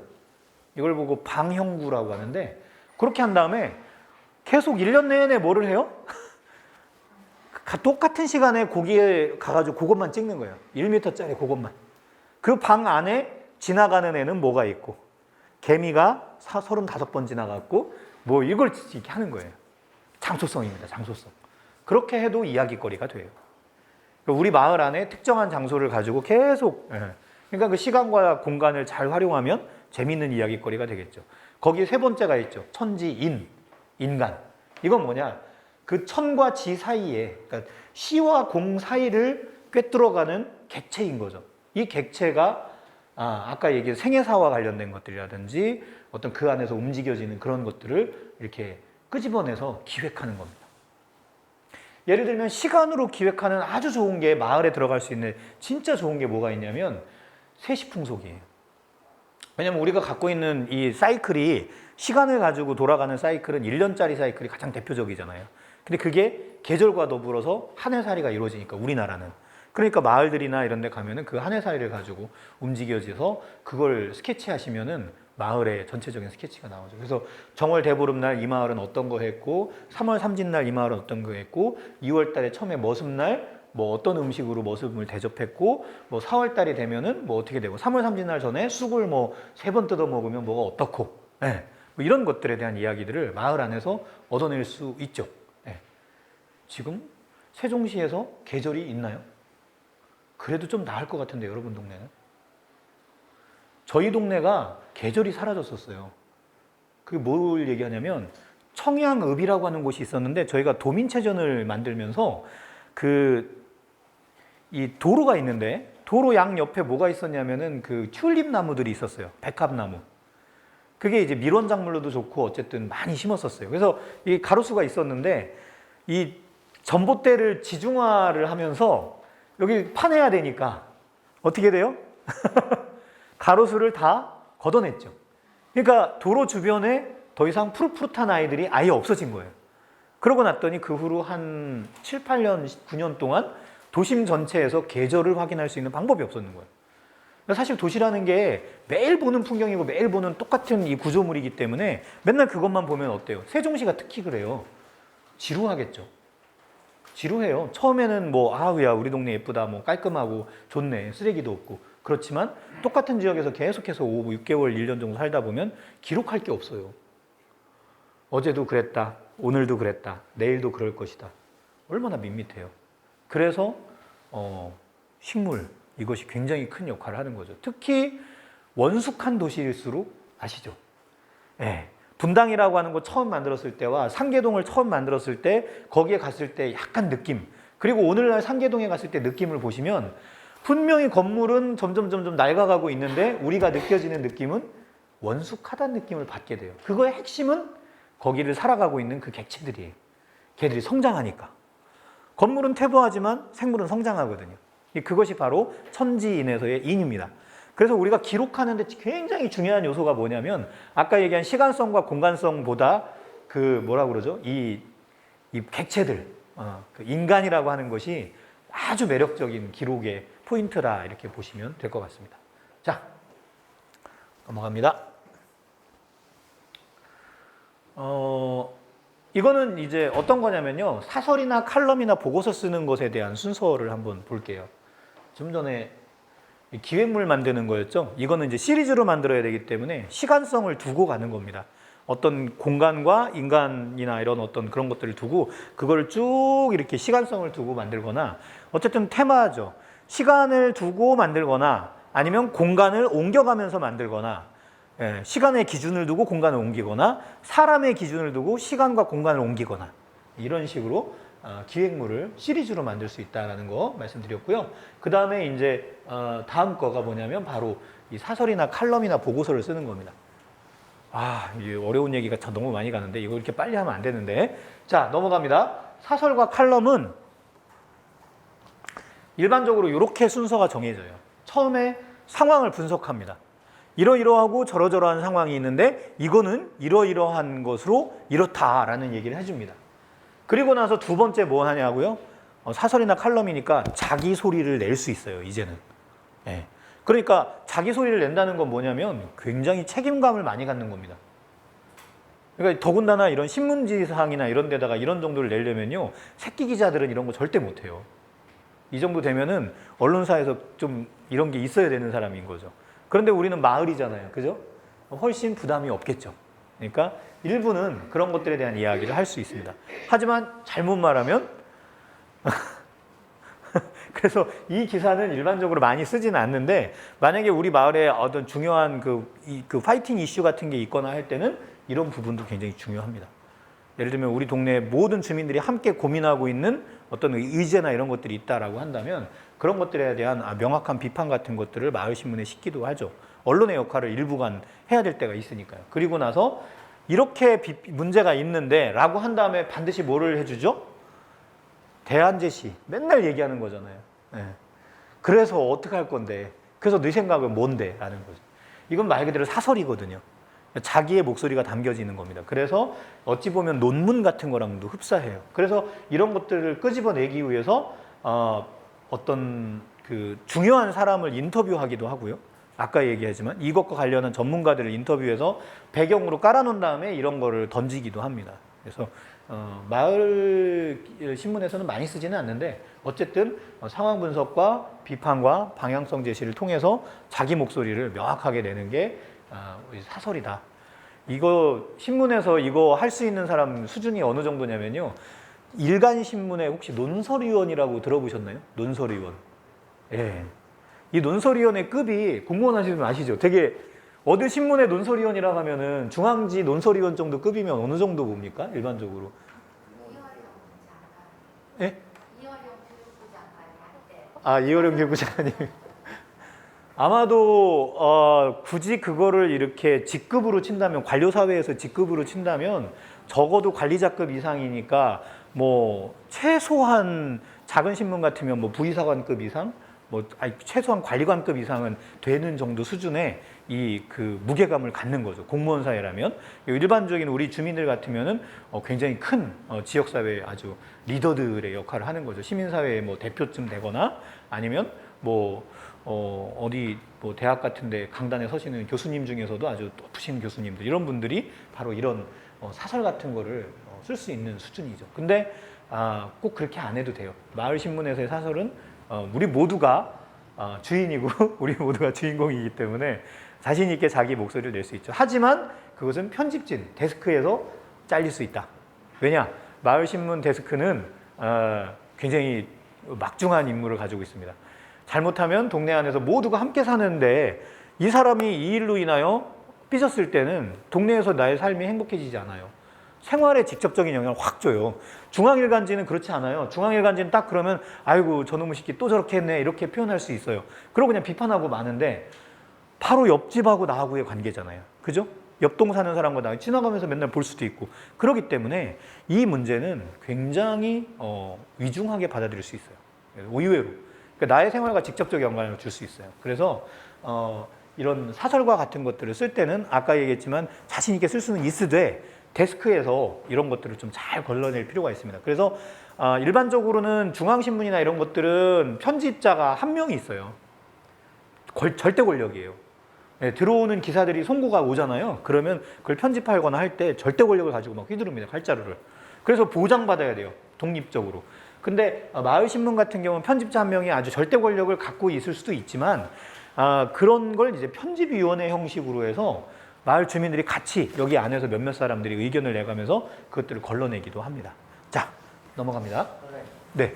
마을 소식지하고 마을 신문하고는 어떤 차이가 있을까요? 성격이 좀 다르죠. 마을 신문은 아까 얘기했지만 언론적인 성격이 강한 거고요. 소식지는 말 그대로 소식을 전달하는 역할이니까 신문은 여론을 수렴하거나 방향성을 제시해서 대안까지도 제시해 주거나 이렇게 해줄 수 있는 그런 역할을 하죠. 비판 기능도 있고. 하지만 마을 소식지는 어떻게 써요? 그냥 모두가 정보를 공평하게 공유해서 마을 안에 갈등을 없애고 이렇게 할 수 있는 좋은 제도로 활용하는 거죠. 그리고 누구라도 좋은 기회를 주인으로서의 기회를 놓치지 않게 하게 한 그 권리를 찾게 하기 위한 수단인 거죠. 그러니까 마을 소식지는 그냥 정말 있는 그대로 편안하게 하면 되죠. 그러면 요건 안 써도 되죠. 그렇죠? 소식지에는 이게 필요가 없어요.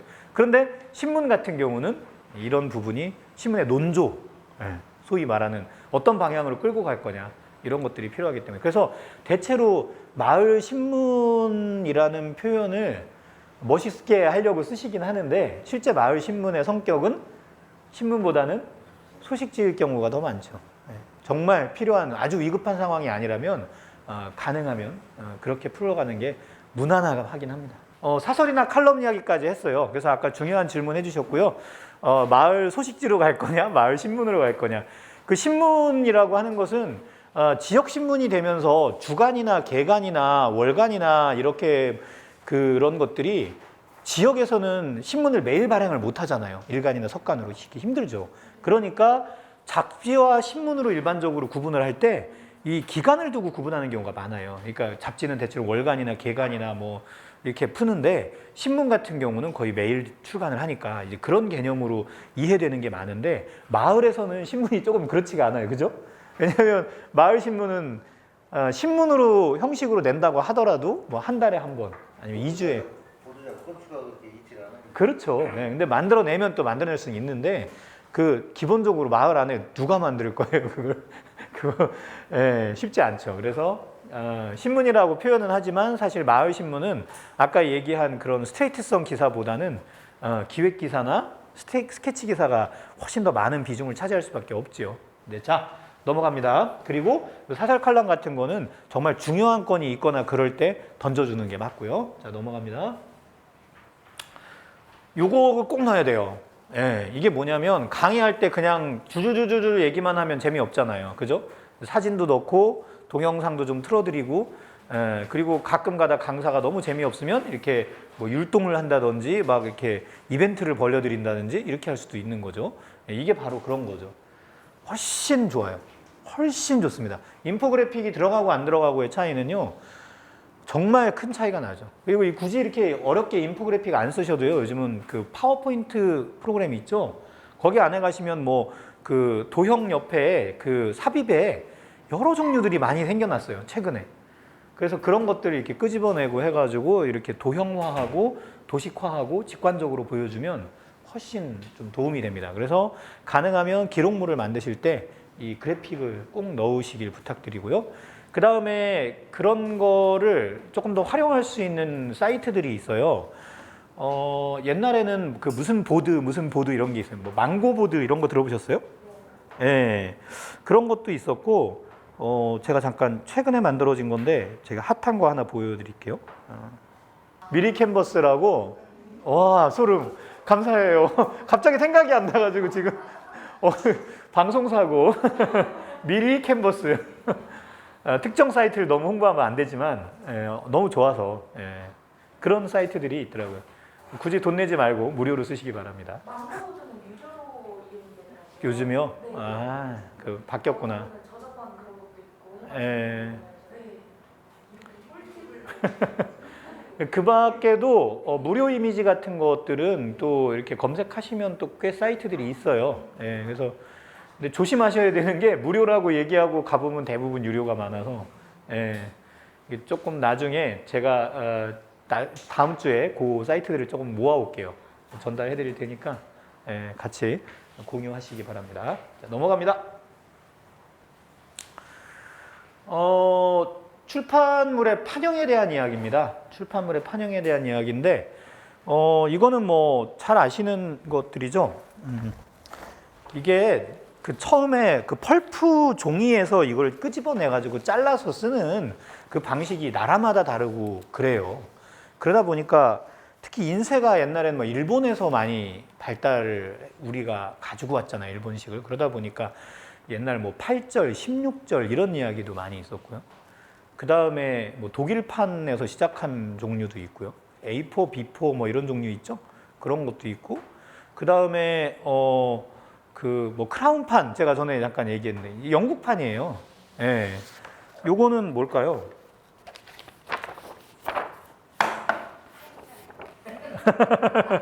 예, 눈대중으로 찍으시면 A3 사이즈입니다.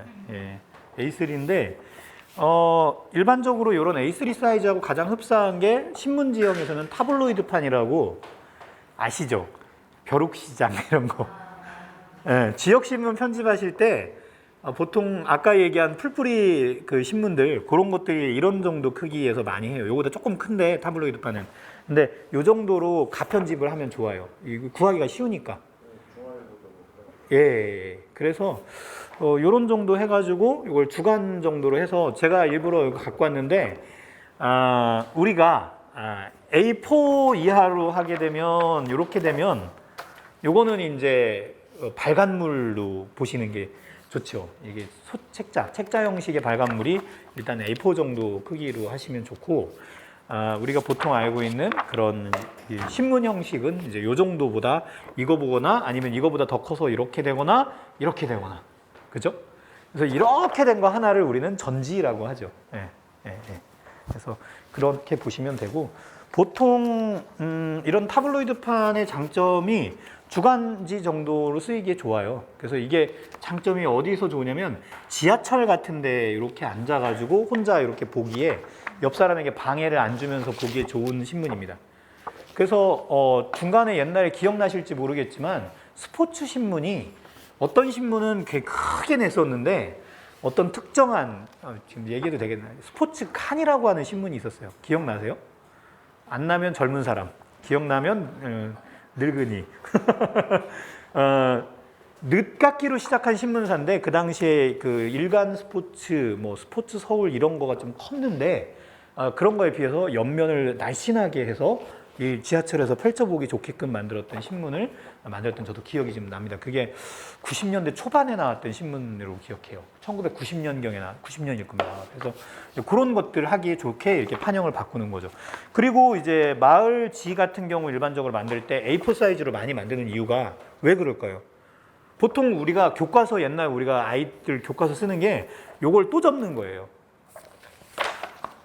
국배판. 자, 이렇게 접으면 요게 일반적으로 마을 소식지 내거나 할 때 마을 소식지 말고 마을지 낼 때 요 정도로 냅니다. 왜? 동네 어른들이 눈이 연세가 많으시니까 눈이 안 좋으니까 12포인트 이상으로 하고 최소한 요렇게 양쪽으로 2단 배열을 하려면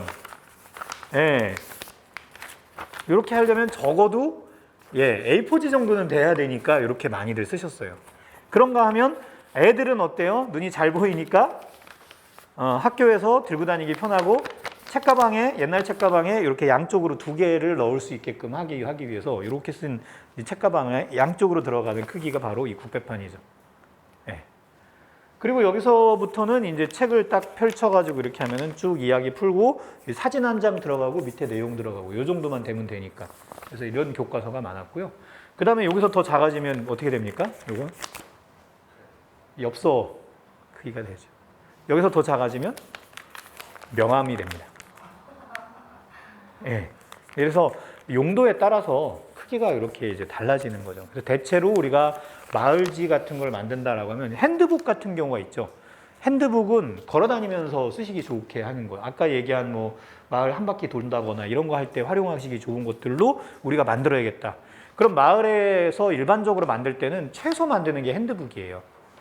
그래서 뭐 눈높이 조류도감, 우리 동네 조류도감 뭐 이런 거 만들면 요 정도 크기로 만듭니다. 그 다음에 조금 더 큰 거 아까 얘기했죠. 동네 아이들과 같이 그런 작은 조류도감이 아니라 정식으로 나오는 마을의 도감 들고 다녀가면서 보기 좋은 거는 요 정도 크기. 그 다음에 집안에다 놓고 같이 어르신들도 크게 볼 수 있는 크기가 요 정도 크기. 이렇게 보시면 되고 그 다음에 동네 신문 정도 크기면은 요 정도 크기. 이렇게 보시면 될 것 같습니다. 그거 용도에 맞추어서 크기는 여러분들이 조절하시면 되는데 대체로 신문 정도 크기라고 하면 아까 얘기한 타블로이드판 정도 크기가 적당하고요. 그다음에 마을지 이렇게 해서 만드시면은 어르신들도 생각해서 A4지 정도 크기나 이렇게 만드시면 좋고. 그 다음에 크라운판이라고 있을 겁니다. 여기 크라운판이라고 아이고 이런 죄송합니다. 얘가 그냥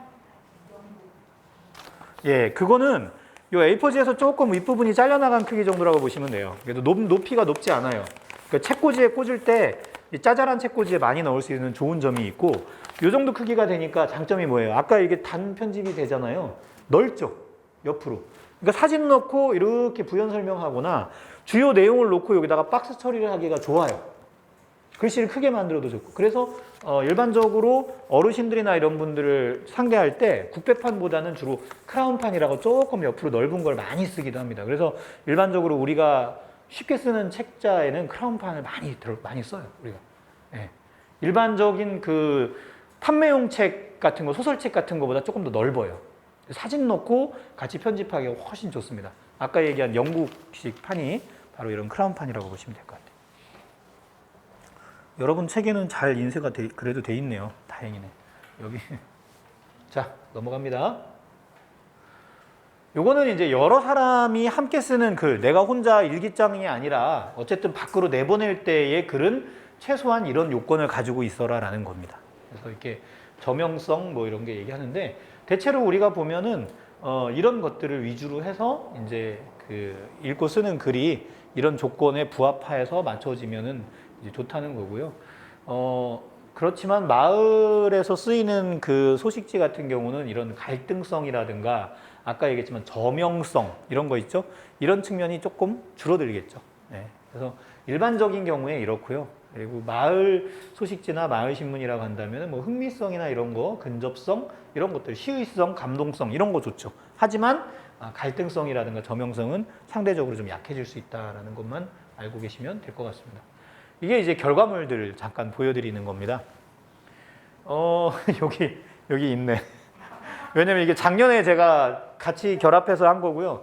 요 생생가이드하고 하신이 마을 이야기는 제가 편절을 한 책이에요. 그래서 손길이 많이 들어갔고요. 요거는 저는 한 개도 한 게 없어요. 오로지 동네 주민들이 같이 다 쓰신 겁니다. 오롯이. 그래서 여기 이제 세종시에서 만든 건데 조금 저는 아쉬움이 있죠. 요거는 제가 비판을 좀 하자면 문화유산 이야기 같은 경우는 글씨도 크게 만들고 해서 참 좋기는 한데 우리가 마을 책을 만들 때 제일 어려운 게 뭐냐면요. 여러분 어렵게 글 쓰는 게 쉬울까요? 쉽게 글 쓰는 게 쉬울까요? 쉽게 글 쓰는 게 훨씬 쉬워요. 어려우셨죠? 쉽게 쓰라고 계속 얘기했잖아요. 어려우셨죠?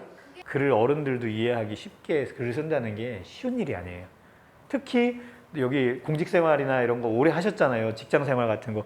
수많은 제안서와 수많은 기한과 이런 것들을 하셨던 분들은 그런 용어들이나 이런 거에 너무 익숙해 계신데 그런 상태에서 동네에 와서 이렇게 이야기를 대화체로 쓴다든지 정말 쉽게 쓴다든지 이게 처음에 연습하기 어려워요. 자꾸 연습해보려 하셔야 돼요. 그래서 일기 쓰시는 게 너무 좋아요. 가능하면 온라인에 포스팅을 하세요. 나만 보셔도 좋으니까 페이스북 같은 거나 이런 거 있을 때 꼭 하루에 한 번씩, 저도 일부러 하루에 한 번씩 놓치지 않고 사진 한 장씩 올리고 뭐라도 글을 쓰거든요. 그런 것들을 하시는 작업이 제가 특정 사이트 홍보를 하자면 유료긴 한데 그 세 줄 일기라고 있어요. 제가 그냥 이렇게 저도 사실 그거를 하고 있어요. 저도 한 달에 한 3,000원씩 내고 있는데 150페이지짜리 책이 하나 있어요. 저한테 제 일기를 가지고 제가 쓴 거예요. 예를 든다면 이제 그걸 하시라는 얘기가 아니에요. 예를 든다면 거기는 어떻게 되냐면 사진 한 장을 올리게 돼 있어요. 그리고 나서 밑에다가 몇 줄? 절대 세 줄을 넘길 수가 없어요. 그냥 잘려요. 무조건 잘려요. 무조건. 막 하고 싶은 말이 너무 많은데 그거를 함축하고 줄이고 정리하는 게 큰 일이에요. 그거를 잘하면 정말 맛깔스러운 글이 나오더라고요. 딱 세 줄짜리. 그래서 매일 저도 세 줄 일기를 쓰고 있습니다. 그러니까 여러분도 그런 것처럼 이렇게 한번 연습해 보시는 것도 생활에 도움이 되실 거라고 판단이 됩니다. 자, 넘어가 볼게요. 요거는 잘 아시는 그 타블로이드판으로 만든 마을 신문이에요. 그래서 마을 신문으로 풀어내기 때문에 소식을 그러니까 현장성 있게 보여준다는 의미로 일주일에 한 번씩 발행하거나 2주일에 한 번씩 발행해요. 신문이라고 표현하는데 부끄럽지 않아요, 사실은. 이런 정도면. 그리고 소식지라고 표현해도 돼요.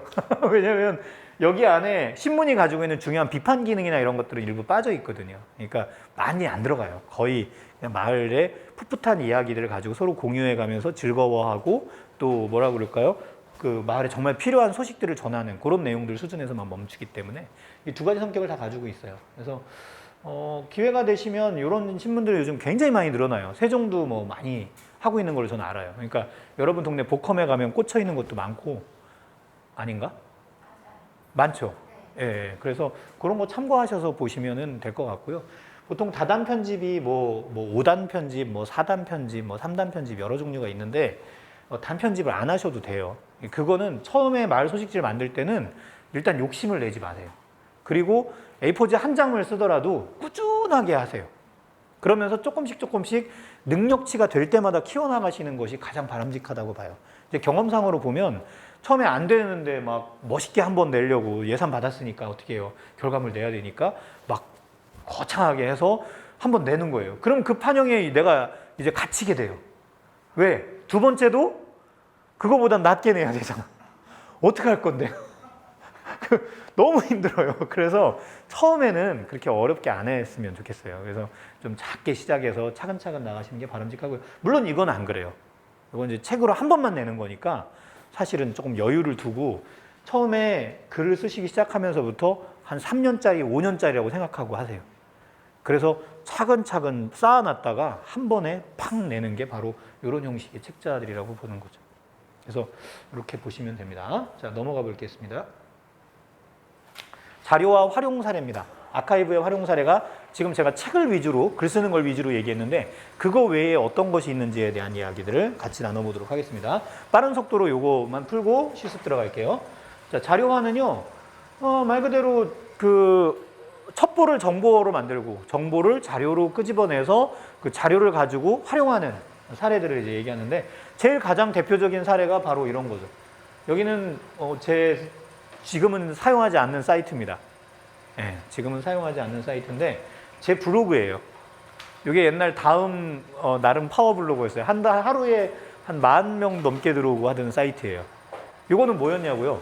저희 동네 냇물을 제가 매일같이 갔어요.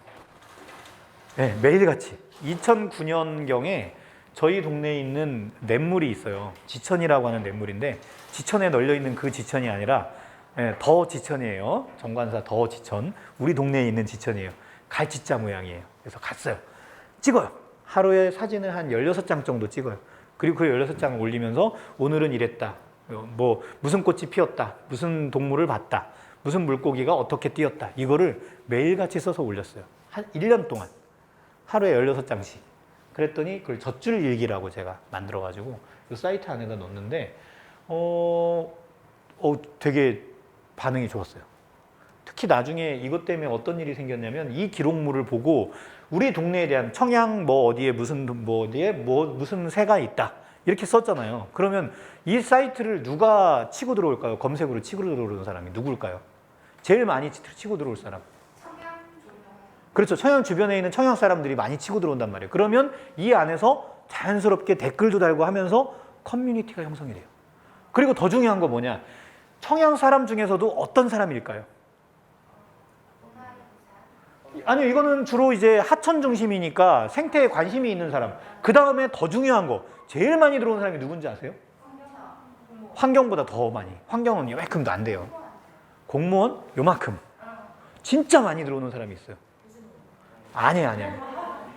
동네 사람들 중에서 초등학교 학부모들이 많이 들어와요. 애 숙제 시키느라고.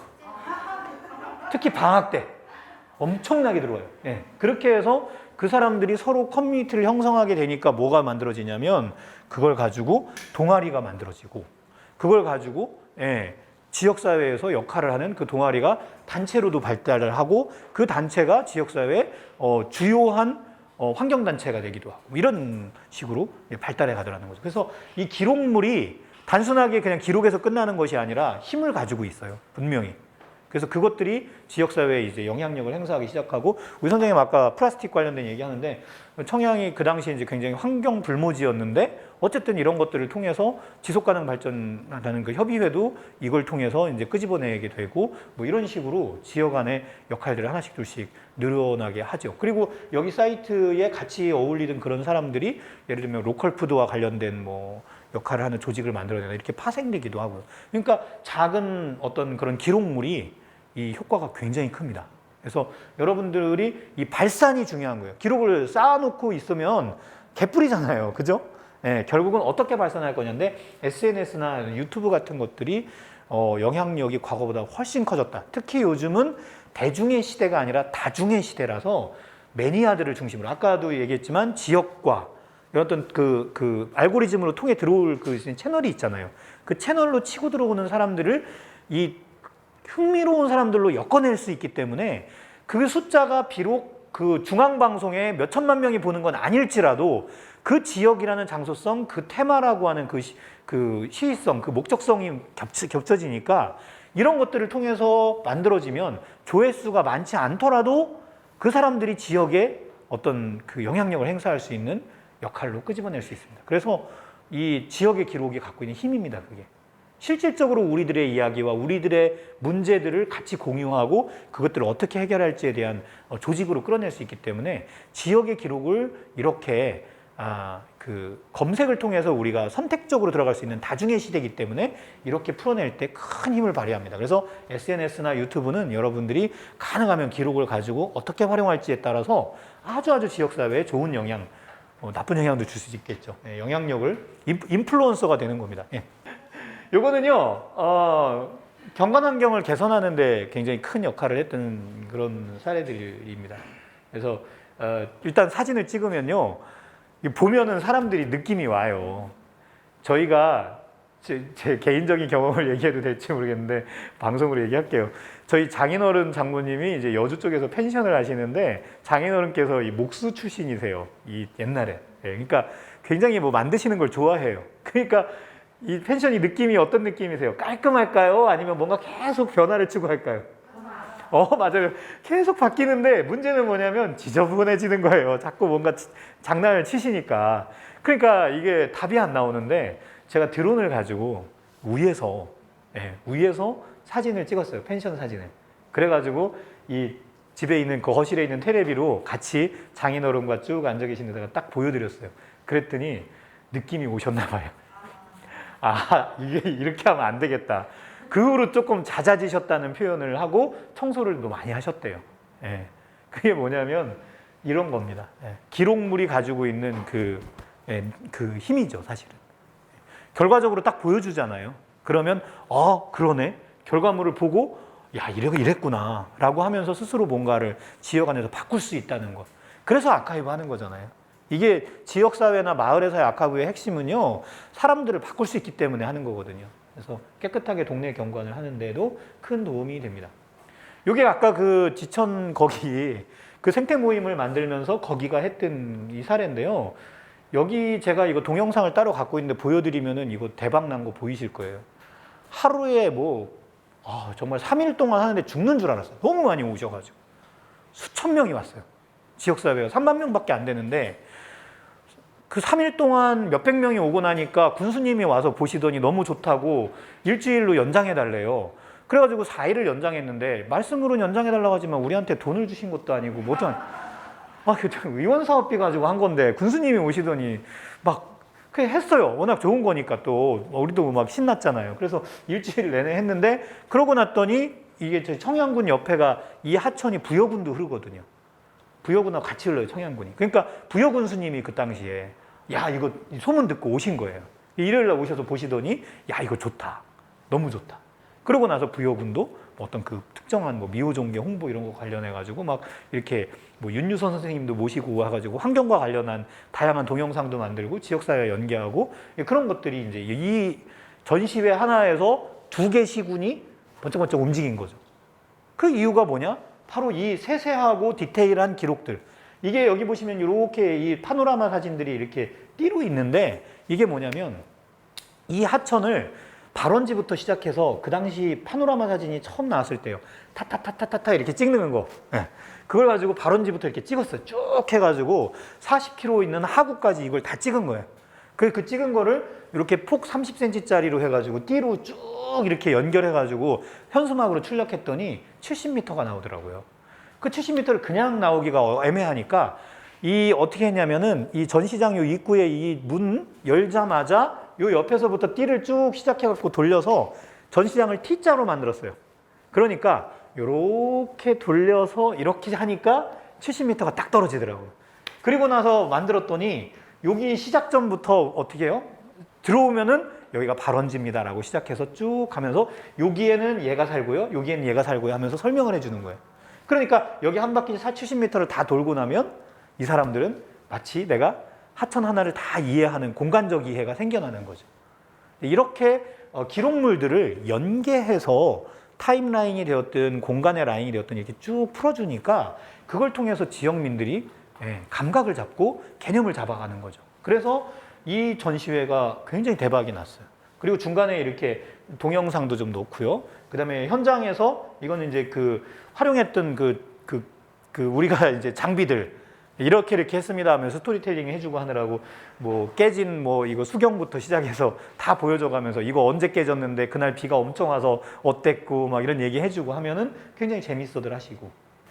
요거는 쉽게 낼 수 있는 것들이죠. 아까 얘기한 그 눈높이 도감이에요. 지역에 있는 조류 도감이고요. 이렇게 지도하고 같이 얘기해서 여기 43번 이렇게 있으면 여기 43페이지 펼치면 여기서 찍은 새가 여기 나와요. 지도에다가 14, 그럼 14페이지를 여기를 열면 요 14번에서 찍은, 요곳에서 찍은 새가 여기 나와요. 그러면서 그곳에 대한 이야기로 펼쳐져요. 예를 들어서 14번에서 뭐 직박구리를 찍었다. 직박구리는 우리 청양에 땡땡땡에서 어떤 뭐 나무 아래 숨어 있는 친구들이 많은데 대체로 이 친구들은 찍찍찍찍 울어서 직박구리고 인삼의 씨를 너무 좋아해서 산에 올라가서 인삼 씨를 가지고 응가를 해요. 그러면 산속에서 응가하면 인삼이 산삼으로 뒤바뀐답니다. 뭐 이런 식으로 이야기를 재미있게 풀어주면 우리 아이들이 즐겁게 읽겠죠. 그래서 그런 것들을 이렇게 시민의 눈높이에 맞추어서 발간하는 모습이고요. 요거는 저희 식구가 코딱지나 발러라고 하는 동네가 있더라고요. 그래서 그 코딱지나 발러에 가가지고 저는 안 데리고 가서 제가 맨날 그래요. 코딱지나 발러라고 지들끼리 갔거든요. 그래서 지들끼리 가가지고 여자들끼리만 갔어요. 이게 저기 초등학교 폐교 뭐 작은 학교 살리기 운동 했을 때 그 우리 학교 학부모들이에요. 우리 10명. 예. 그 10명 학부모들이 같이 여기 놀러 가면서 자기들끼리 즐겼던 건데 거기에 이제 그거를 그냥 책으로 이렇게 포토북으로 엮은 겁니다. 아무것도 안 쓰고. 그냥 책으로 그냥 이렇게 사진만 넣어서 이거 한 사람당 10,000원 그리고 10권 왜? 이제 포토북은요 옛날처럼 디지털 편집이 출판이 가능하기 때문에 뭐 500부 1000부 이럴 필요가 없어요. 약간 그 인쇄질 차이도 거의 없어요. 그래서 그냥 이렇게 많이 냅니다. 그래서 여러분들의 아카이브 기록이 굳이 뭐 막 마을을 위해서 예산을 막 많이 따야 되고 이런 거 아니고요. 그냥 일상 속에서 이렇게 만든 다음에 나 여행 갔다 온 다음에 저번에 책 하나 만들어 가지고 어떻게 해요? 누구 생일날 선물로 주는 거예요. 그 사람만을 위한 아주 소중한 선물이죠. 내가 정말 공들여 만든 거잖아요. 그러니까 이 기록물이라는 것이 우리 일상 속에서 굉장히 많은 다양한 풍성함을 만들어내기도 합니다. 요거는 이제 아까 얘기한 도감입니다. 도감으로 풀어내는 사례고요. 그 다음에 이렇게 달력을 만드는 것도 재밌어요. 특히 시골 마을들 같은 경우는 매월 몇 월 달에 무슨 나물이 나온다. 우리 세종시 같은 경우 어느 골짜기에 무슨 나물이 이때쯤 핍니다. 이런 것들을 지역의 계절성이 결합이 된 거 만드는 거예요. 그리고 뭐가 있죠? 또 중요한 거 동네 사람들이 있는데 옛날 동네 분들은 서로 아침 식사 진지 드시러 오시래요 이런 말들을 많이 했었는데 아들내미들이 없어지면서 이제 고깃국을 안 끓여 먹어요. 그러면 심지어 어머니 아버지 생신날 아들내미가 바빠가지고 며느리가 바빠고 딸내미가 바빠서 전화 한 통화 안 드리면 그 할머니는 혼자 사시는데 굉장히 슬프겠죠. 그럴 때 마을회관에다가 마을만의 지도를 만들고 그분들의 음력 생신을 여기다가 다 적어서 자기들끼리 보실 수 있게 해서 오늘 기 빠진 날이요? 같이 모일 수 있게끔 이렇게 만드는 것이 또 이 기록의 힘입니다. 그래서 우리 기록은 되게 다양한 그 입체적인 방향으로 변모할 수 있기 때문에 그래서 아주 좋습니다. 이건 뭐냐면은 잘 아시는 그 스마트 패드에다가 스마트 패드를 이렇게 쫙 놨어요. 8개 놓고 제가 이렇게 짠 거예요. 나무로 짜가지고 스마트 패드 8개 놓고 여기다가 오늘의 테마 그렇게 해서 마을 안에 그날 찍은 사람들이 마을 단톡방이 있죠. 그럼 단톡방에 사진들을 올리라고 해요. 그럼 사진 올린 사람들 걸 가지고 여기다 편집해가지고 이렇게 쏘는 거예요, 마을 안에. 그러면 매일매일 뭐가 돼요? 야, 오늘은 내가 작가야. 이게 내 그림이야. 이렇게 하면서 마을 사람들끼리 같이 참여하는 디지털 액자. 이런 것도 재미있는 하나의 방법일 수 있고요. 요거는 요게 이제 흰목물대새라고 하는 그 멸종위 기종인데 그 새를 제가 1년 동안 추적해서 사진을 찍은 거예요. 알 낳고 처음에 얘가 어린애가 딱 태어나서 그다음에 엄마가 품은 거 뭐 같이 형제들끼리 돌아다니다가 둘이 서로 사랑을 하게 돼가지고 여기 품는 게 여기 있네. 그러고 나서 다시 성인이 되고 뭐 이런 과정들. 이게 짝짓기 부분인데 요거는 1년에 딱 7초. 이거 찍기 되게 어려워요. 아시죠? 그럼요. 예. 이런 과정을 이렇게 같이 해가지고 하나로 이렇게 올릴 수도 있죠. 이게 이제 타임라인으로 작업하는 건데 되게 재밌고 또 가치가 생기니까 우리 마을에 이런 걸 가지고 어떡합니까? 자랑할 수 있죠. 예를 들면 어디가 고운동 앞에 그 흐르는 그 인공하천이 있어요. 거기 안에 사계가 있거든요.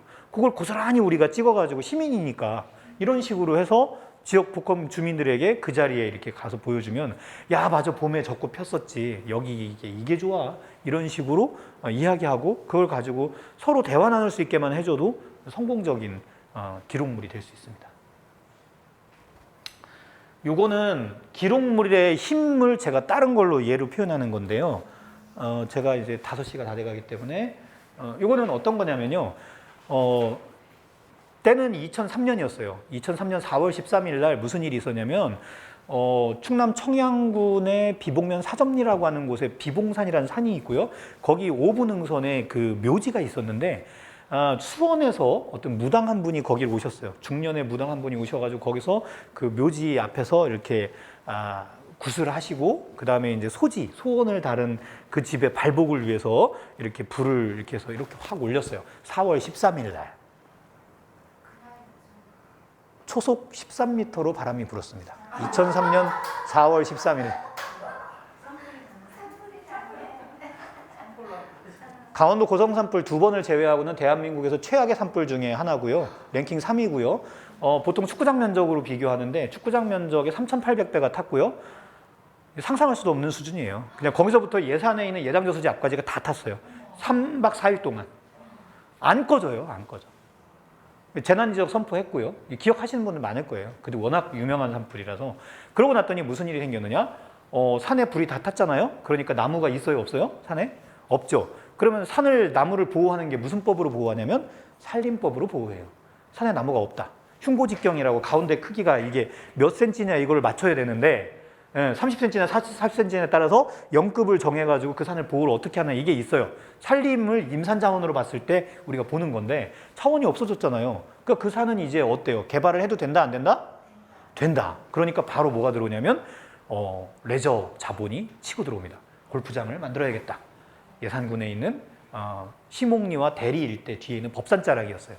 거기에 치고 들어오니까 예산군 입장에서는 좋을까요? 나쁠까요? 군은 좋아할 수밖에 없어요. 왜냐하면 지방세가 들어오잖아요. 이거 가지고 시대는 훌륭한 군도 있잖아요. 옛날 여주군이 골프장만 25개. 네.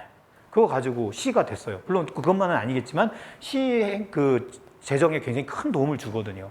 그러니까 어떡합니까? 이걸 가지고 드디어 예산군이 좋다 하자. 그래서 이제 시작을 했는데 마을 주민 입장에서는 생각이 달랐던 모양이에요. 이건 아니다라고 생각하셔서 반대를 했는데 처음에 실패했어요. 두 번째 또 실패했어요. 대법원까지 올라갔어요. 근데 대법원 올라갈 때 그 사이에 무슨 일이 있었냐면 그 마을 이장님이었던 윤후식 이장님 댁에 이 책상 서랍 밑에서 뭐가 나왔냐면 아주 낡은 옛날 영수증이 나왔는데 급여 명세와 관련된 영수증이었어요. 수령한 이렇게 사인 받은 거. 딱 봤는데 이 급여를 준 곳이 있는데 어디 있는 거 봤더니 그 대리 시목리 그 큰 마을의 마을 살림계가 이분에게 월급을 준 거예요. 그리고 이분은 뭐냐? 산감이라고 그래요. 산림감시원을 줄여서 산감이라고 하는데 산감 위에 그에게 주는 산림계가 주는 급여 명세였어요. 이거 뭐지? 이거 월급을 왜 예산군이 안 주고 나한테 준 게 우리 마을 산림계였지? 하고 치고 들어간 거예요. 그랬더니 옛날 국가기록원의 기록을 잘 살펴보니까 일제강점기나 이 시기에 우리가 갖고 있던 마을의 공용 토지가 뭘로 넘어가요? 네, 지방으로 귀속돼 버린 거예요. 그러니까 지금의 군 땅은 원래 어디 땅이에요? 마을 땅인 거죠. 그래서 마을에 산림계 문서 일부 남아있는 거. 그 다음에 아까 얘기한 중요한 기록물, 영수증 이런 것들을 보관했던 걸 합치해가지고 대법원에 올렸죠. 어떤 결과가 났겠어요? 당연히 뒤집힙니다. 드디어 마을이 이겨요. 기록의 힘이 이겁니다. 그래서 마을에서 얼마의 땅을 되찾았냐면 여기는 195만 3천 제곱미터의 땅을 마을이 되찾게 돼요. 195만 3천 제곱미터. 평으로만 쳐도요. 거의 70만 평? 엄청난 땅을 마을이 되찾게 되고요. 그걸 그대로 놔두게 돼요. 골프장이 아니라. 그러니까 어떻게 됩니까? 숲풀이 다시 우거지죠. 그런 이후에 예산군이 원래는 충북의 관성리라고 해서 그 생극면에 있는 관성리에 과부 황새가 살았기 때문에 이 교원대학교 바로 옆에 교원대학교에 그 아주 훌륭하신 그 팀이 있어요. 그 황새 복원 팀이 있는데 이분들이 그쪽이나 이런 데를 알아보다가 다 이 비닐하우스가 생긴 거예요. 이 수도권이 이제 고속도로 나고 하니까. 그래서 이 황새를 먹일 곳이 없으니까 어디로 내려오게 되냐면 바로 예산군의 광시면. 그 넓은 땅이 다 마을 땅이니까 그 앞쪽에다가 뭐를 만드냐면 황새 복원센터를 만들게 됩니다. 예산군의 지금 트레이드 마크가 두 개인데 하나는 뭡니까? 사과. 또 하나가 황새입니다. 바로 그것의 원인이 이 윤우식 이장님의 기록물, 그 작은 것 하나가 이렇게 연계돼 가지고 그 지역의 그런 장소성을 만들어내고 그 장소성이 우리나라의 정말 귀중한 그 생물학적 자원이라고 할 수 있는 황새라고 하는 것을 그곳으로 끌어들이게 하는 이런 배경적인 게 일어나는 거죠. 그러니까 이게 참 기록물의 힘이라는 것이 우리가 생각하는 대단한 그런 겁니다. 이게 이제 기록물 보관소. 아까 우리 다녀오셨다고 하는데 우리 전동면 기록물 보관소처럼 이렇게 마을 안에 유물들이나 기록물들을 같이 이렇게 보관하는 그런 장소들이 이렇게 있죠. 네. 자, 요 정도까지 이야기를 하면 거의 끝난 것 같습니다. 제가 조금만 몇 개만 더 보여드릴게요. 그 다음에 요거는 뭐냐면 상품으로 개발하는 거예요. 기록을 상품으로 만드는 겁니다. 기록물 자체를 굿즈로 만들기도 하고요. 예를 들면 얘네 같으면 CD, 오늘 같으면 USB로도 만들고요. 그 다음에 요건 뭐냐고요. 그 기록물들에 나오는 그 상징적인 것들을 가지고 이건 뭐냐. 부산에 있는 삼복마을인가? 거기가 부산 맞나? 거기에 이 그 집이 다른 집보다 더 높이 지어서 이렇게 언덕인데 다른 집의 경관을 앞집이 해치지 않게끔 서로 약속으로 정한 내용이 있어요. 너무 아름답잖아요, 그 내용이. 그래서 서로 약속으로 서로를 배려하는 것을 이렇게 만들어냈는데 그 상징적인 집이 바로 이 집이에요. 우리는 마을에서 합의를 할 때 이렇게 지중해풍으로 만드는데 집의 높이를 철저하게 요 높이 이상 만들지 않고 그리고 윗집과 아랫집 사이에 지붕으로 예쁜 모양을 만들기 위해서 이 내려오는 부분을 산의 그 모습에 반대하지 않게 같이 내려오는 이 경사 지붕을 만든다. 그렇게 해서 이렇게 합의한 내용을 가지고 이렇게 결과물로 만들었어요. 이것은 이제 상징적인 기록물이라고 보시면 되는 거죠. 이걸 굿즈로 만들어요. 상품으로. 이 안에 향초가 들어있어요. 이런 것도 굉장히 우리에게 좀 의미로 다가올 수 있는 거죠. 그래서 여러분들이 기록물을 쭉 만들다 보면 그 마을 안에서 뭔가 이 사물로 그게 귀결되는 경우가 있어요. 그러면 그것을 마을의 어떤 가치 작물로, 가치가 되는 것들로 활용할 수 있다는 겁니다. 요거는 개발할 때, 아까 얘기한 거, 마을을 뭐 골프장을 만든다 뭘 할 때 그 마을 안에 기초 자료가 되는 거죠. 그걸 할 때 얼마만큼 개발하는 게 맞을까? 어느 수준까지 우리가 하는 게 좋을까? 이 안에 개발을 할 때 피해보는 건 없나? 이 저울질을 해야죠. 잘 생각해야 지속 가능하게 할 수 있으니까. 너무 또 마을을 난개발해도 문제잖아요. 그럼 마을의 가치가 떨어지고 주민들의 삶이 엉망이 되니까. 그래서 그런 것과 관련된 부분들을 이렇게 풀 수 있다라는 겁니다. 자, 이렇게 해서 일단 강의와 관련된 부분은 끝났고요.